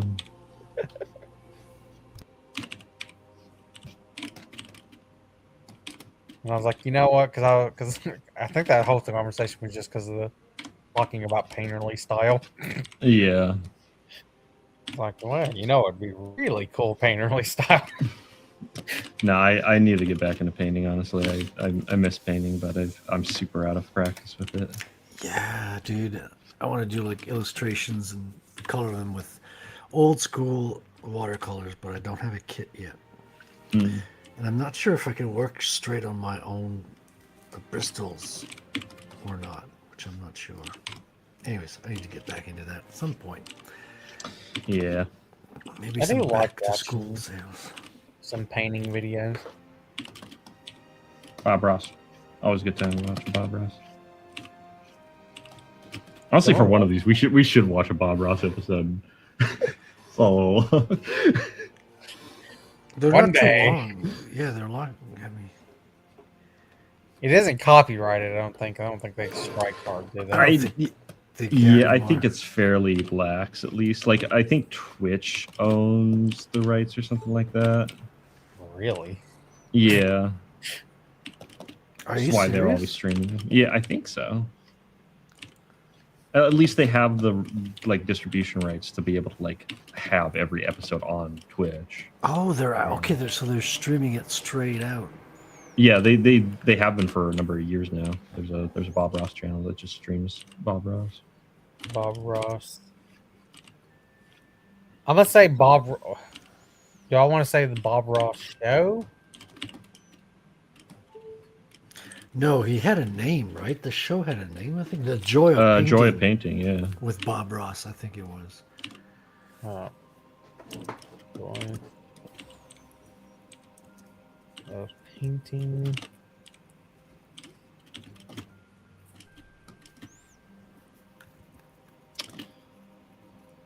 With Bob Ross. Probably singly like the most known artist in the world. With the internet culture, definitely. Not He's even pretty with internet popular. culture, pre-internet, man. Well, you're saying more known than like Da Vinci or Yep. More known than Da Vinci, Picasso. Because I can go to most any hick I know, and they'll know who the fuck I'm saying when I say Bob Ross. in You know what I the mean? US or in the world. Not the world, but I think most West. So this would be US, Canada, UK. He is pretty well known. I don't know about the whole world. So it's owned by Bob Ross and Corp, which is controlled by the Kowalski family. That's who owns Yeah. Joy of Painting.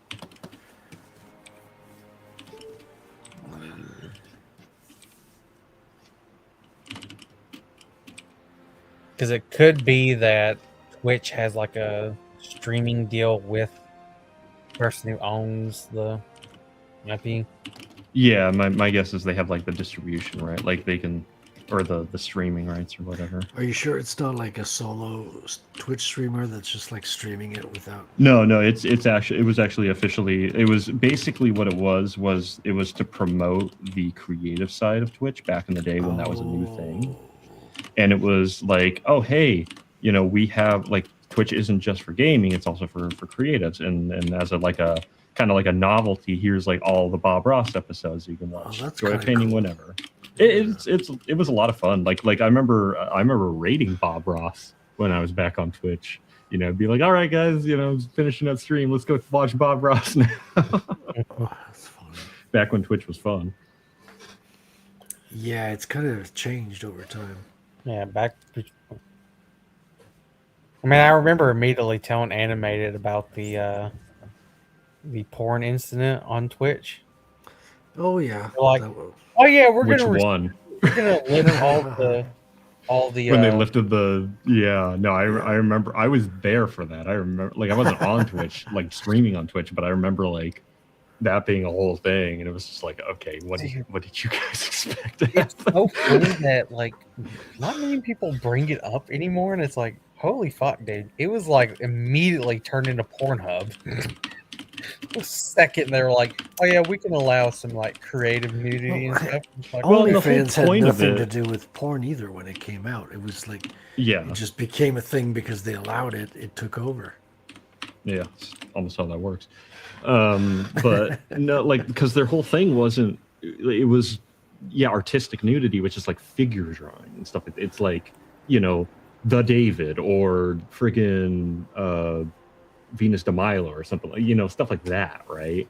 That kind of thing. And no, but like it's a bunch of furries and friggin' internet artists. Like, what do you expect? But it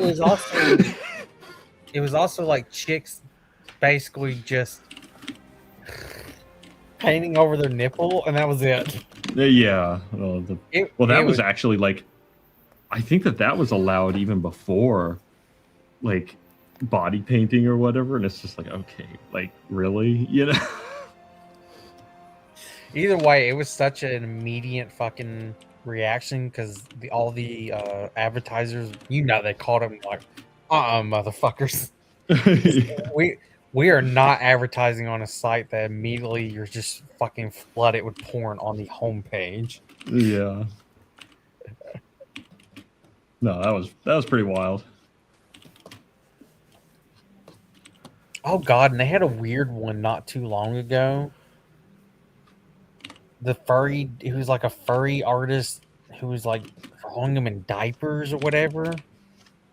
Yeah, Asman covered that, and it was like featured on the front page because it was, Yeah. or just next to it.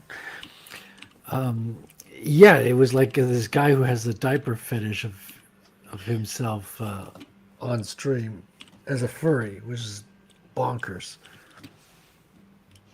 It was weird, and like, you know, he was specifically put in the homepage by like a Twitch employee.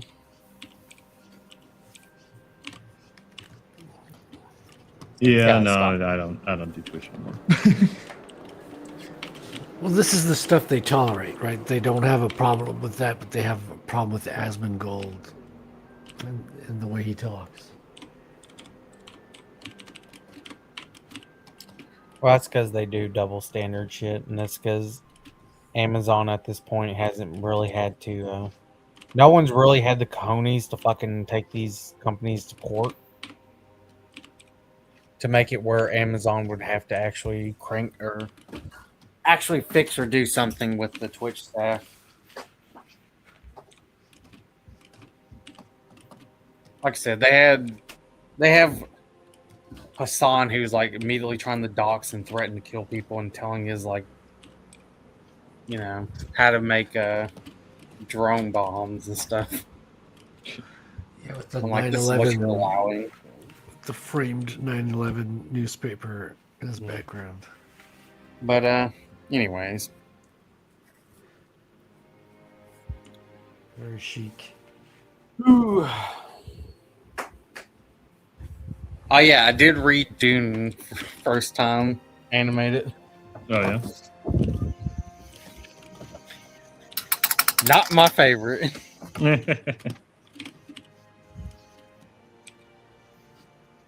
Also, I ended up getting a prose that I did not know what the hell the meaning was, which was like a faggot in the distance. What?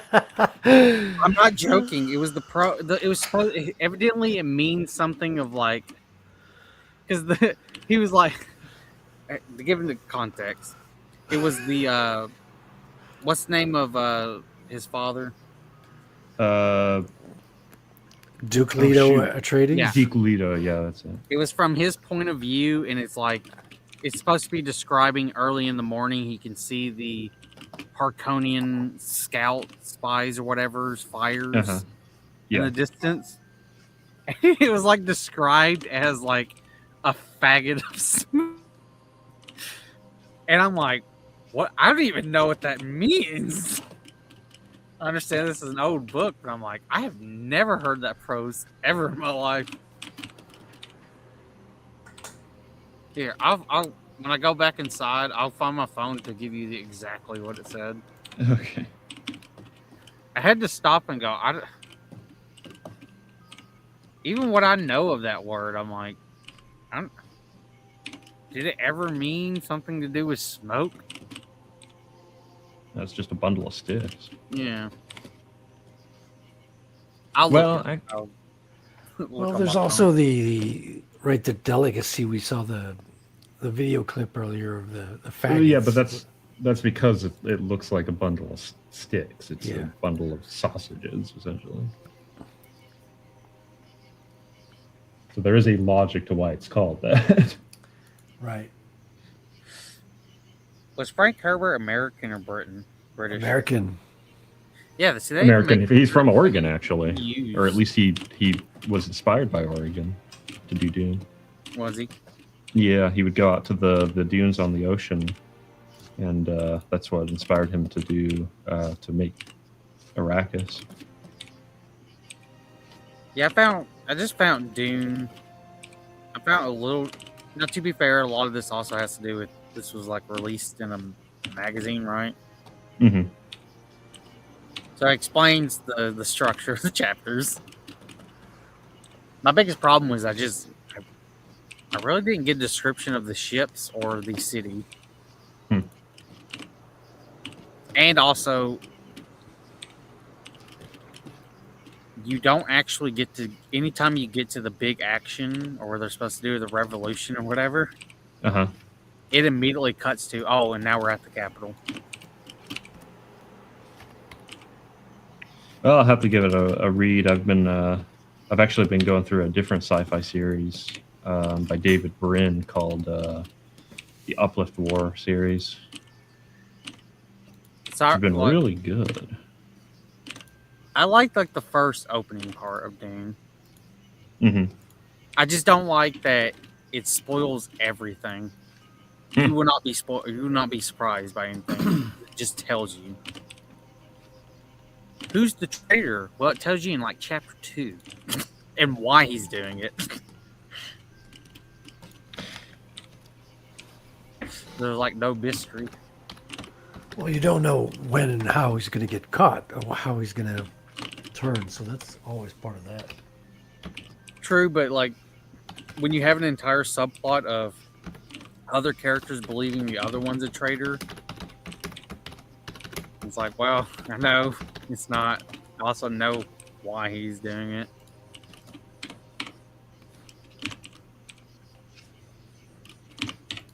And on top of that, there is one I cannot forgive at all, and that was towards the end of the first book of it, like telling you the Emperor and his friend denying the order. So when it gets to the final part, I'm like, oh, I already know what's happening because it told me. Well, I'll have to give it a read and see. Oh, and he actually spells out the "ah" in the prose, which was just weird because I know he. Here's the thing: I understood what he was going for. He was going "ah" with the character saying it, but it really just comes across the character going "ah ha ha ha ha."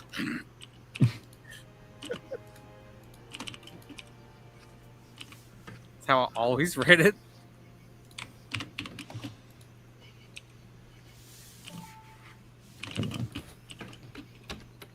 And you're gonna watch Atreides do an essay reviewer speak, like, spouting off.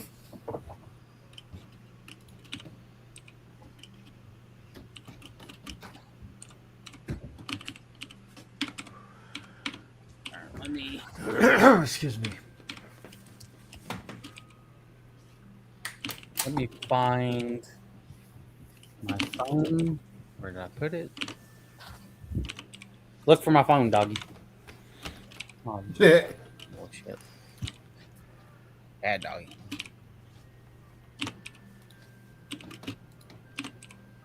What is he, stupid?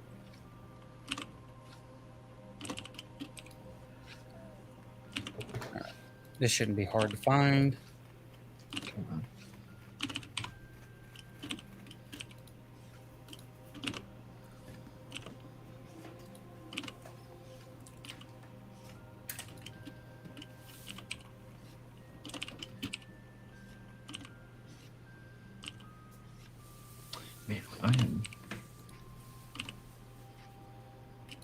Really struggling with some of these lines for some reason.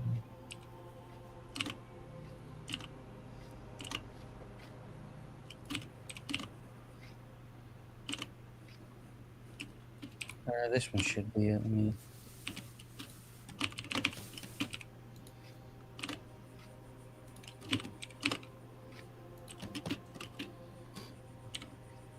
Okay, here it is. So I'm gonna read the paragraph above it. Okay. Okay.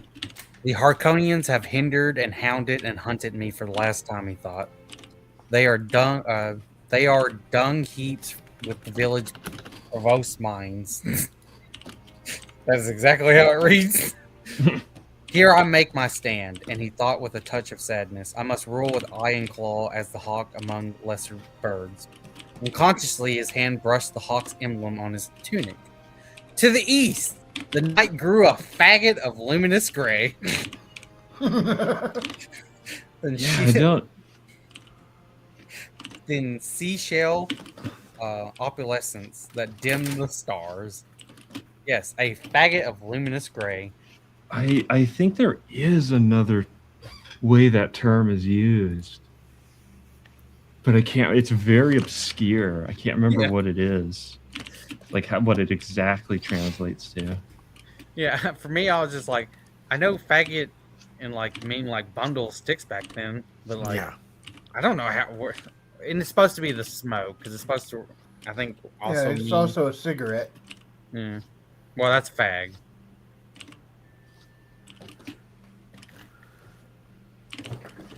I just remember reading that immediately, being like, "What?"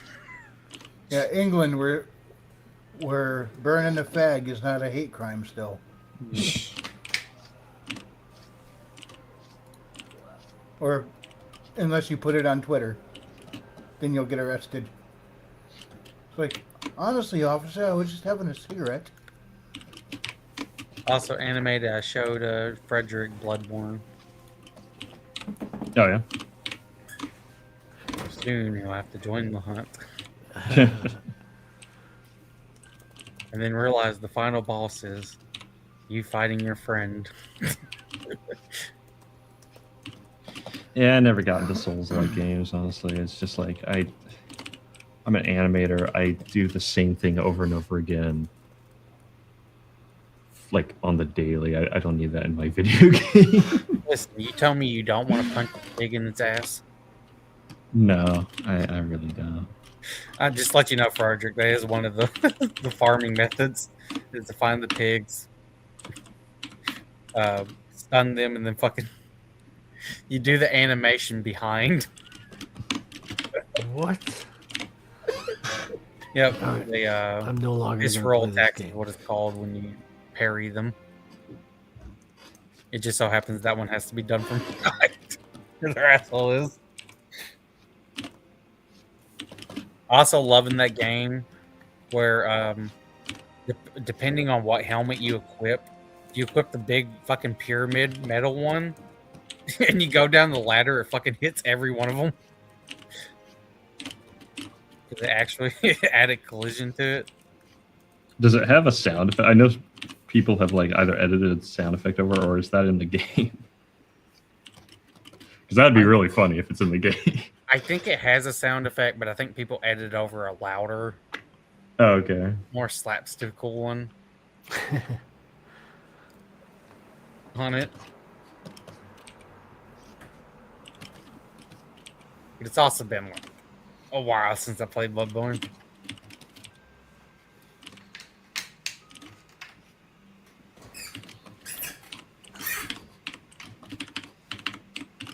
I should also send them the Bloodborne, what was it, Gripe of Vines or whatever the channel's called, that did like a explaining Bloodborne 1 story. What's wrong, Seath? Ain't got no scales.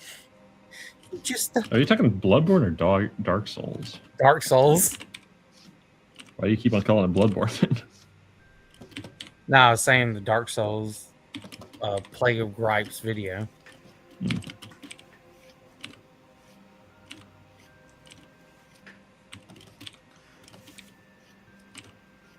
Which the opening of that video is just the the dragon's just shitting on Seath because he ain't got no skills.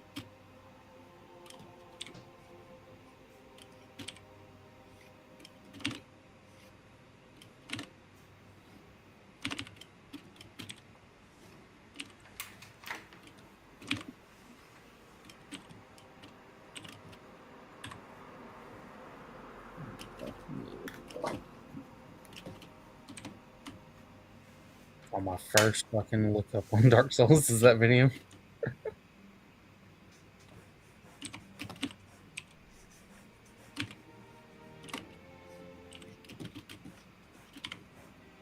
Yeah, it's kind of funny that we're getting like higher quality stuff for What is it? animation on YouTube.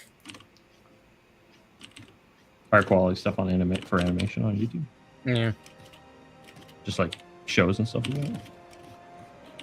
but just shorts or whatever and all kinds of other stuff. I mean, hell, you had people do a Berserk adaptation for Oh yeah. Black Swordsman art. Well, that's what happens when an entire industry goes down. It's like, okay, well, everyone still wants to animate, so I guess we're all just working on YouTube right now. I mean, it's slowly coming back. You know, there is some work down in LA now, but man, it's not exactly booming, I would say. Yeah, it's all the Hollywood's burning money, and then on top of Yeah. that,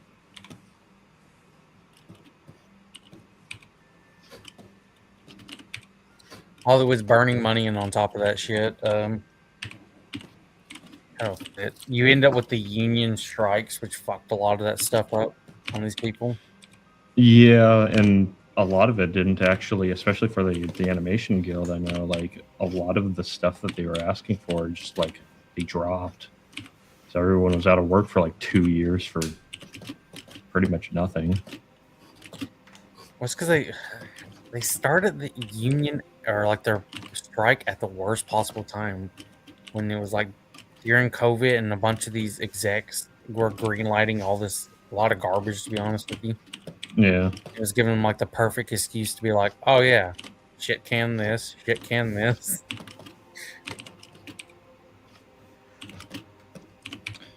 Like, I don't know.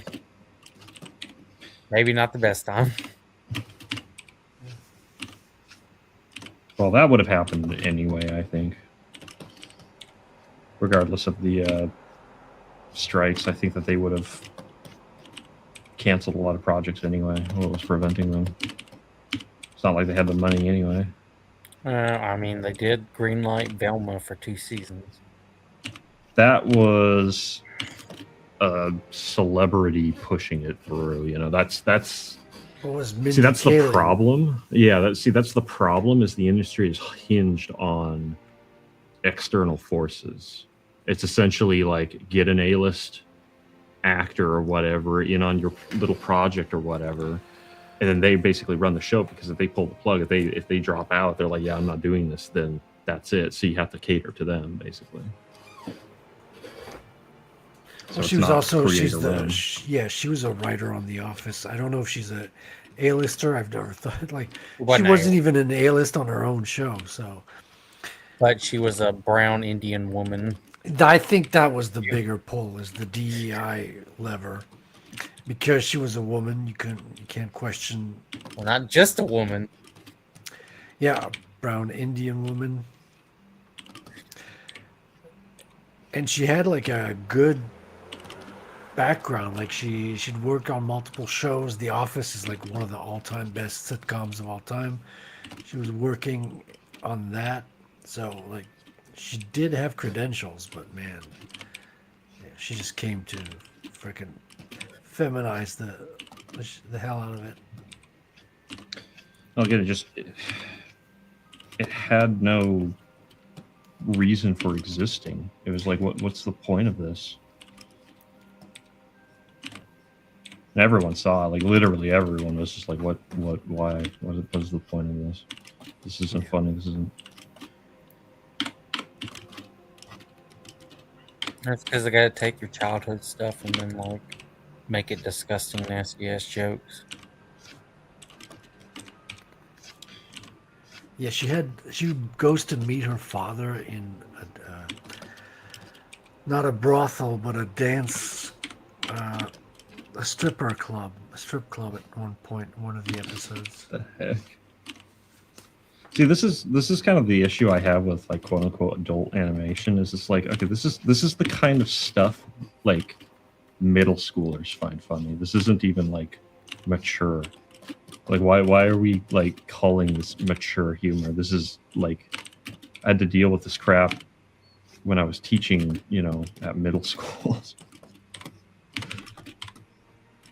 That type of humor.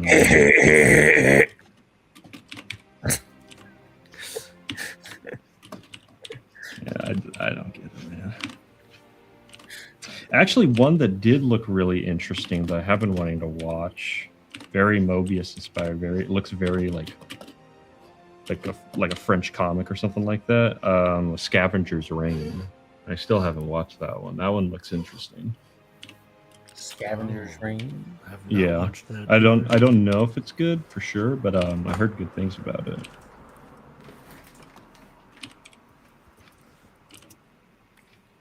I'm not looking at that. It's a sci-fi. It was a sci-fi animated series. I don't know. I'm on HBO Max and Netflix, I guess. Yeah. Let me share. Hence why I haven't seen it.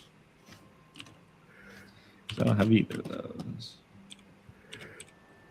Oh, neither House of the Dragon season 2 was so bad. I said, you know what? I'm out.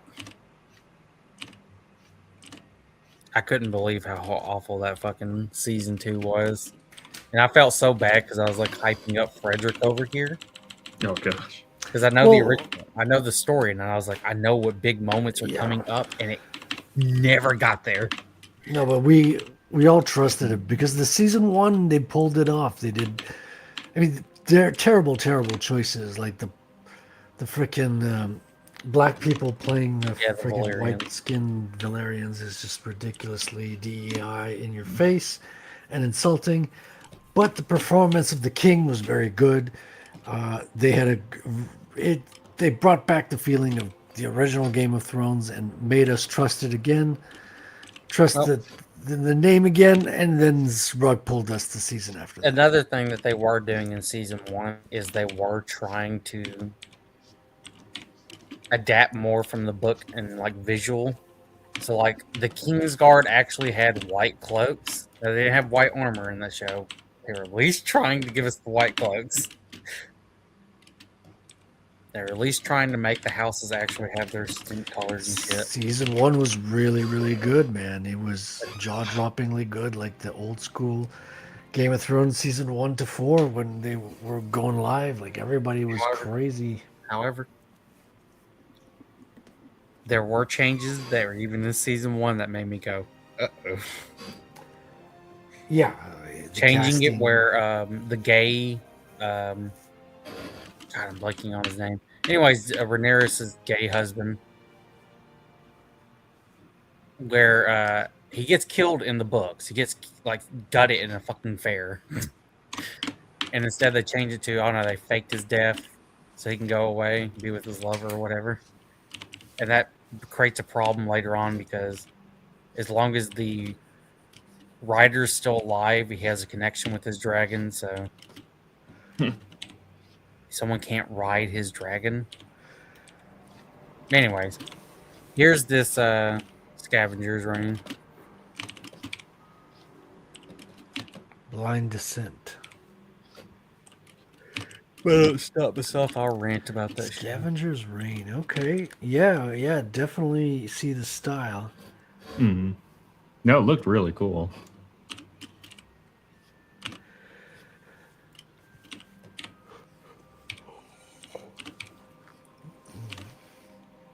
Yeah, I'm gonna have to head out soon. I'm getting tired. I think we're fixing to wrap it up. Yeah. streamed it until 4 o'clock in the morning yesterday. It's a bit much. Well,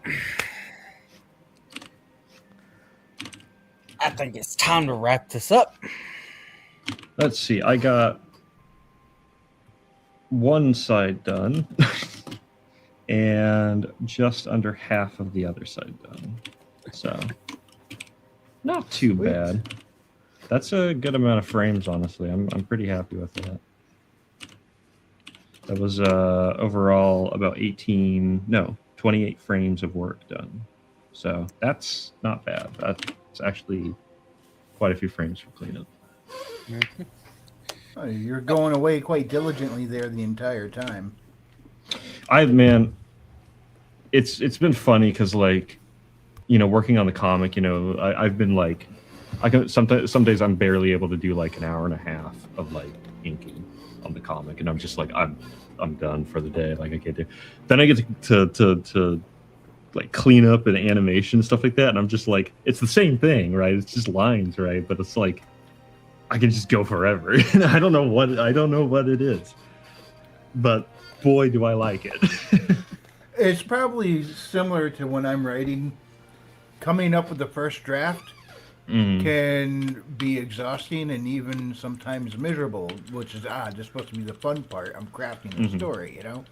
But once I have that draft down, the bones, the framework, going through and polishing, fine tuning, and making sure everything's just so I could do that and keep going and lose track of time altogether. Yeah. So I mean, I imagine it's something similar. You already have the bones down. You're now just fleshing out. You're building on what's already there. Yeah, I would think that the comic would be similar, but there is something pretty exhausting about doing pages. It's just a very like, because once like, I don't know, animating in itself is like very like energy intensive, so there's like a lot of energy to it that I can kind of draw from. But like, comic is very like composition heavy, so maybe it's just like a completely different like part of the brain getting used. And I've been doing it for 7 months straight. Man. More speed lines. Hey Billy, can you full screen that his animation there? Hold on, I can zoom it in more. There we go. Look at that.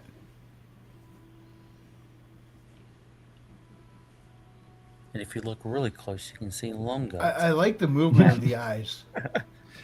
Yeah, the eyes, because that's a really important thing. It's going to be like zoomed in, like really close to her eyes in the actual video. So I wanted to really nail that look, just the fact that her eyes don't work and stuff like that. But yeah, no, cloth physics are the ultimate fun. They're so much fun to do.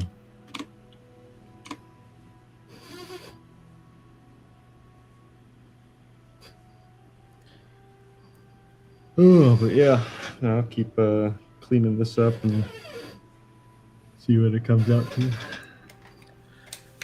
Well. I think it's time for us to wrap it up. Alrighty. I'm Billy Bobsack, and this has been Art Chill number 8. Look, we're about to get hit 10. It's been very fun. Double digits. Goodbye, Yeah. everybody. Applause. Boy. Thank God you for bless Animated everybody. Moon, Frederick Gumont, and Frequency Studios for showing up. It was a pleasure, as always, drawing tiny little details and feathers. I know you like feathers, Billy, so That's right. it's always a pleasure. You're lucky there was 2 other chicks to hide the other feathers. Indeed. Well, Kaplaw, goodbye. Sayonara. Adios. Arrivederci. God bless. Goodbye. See ya.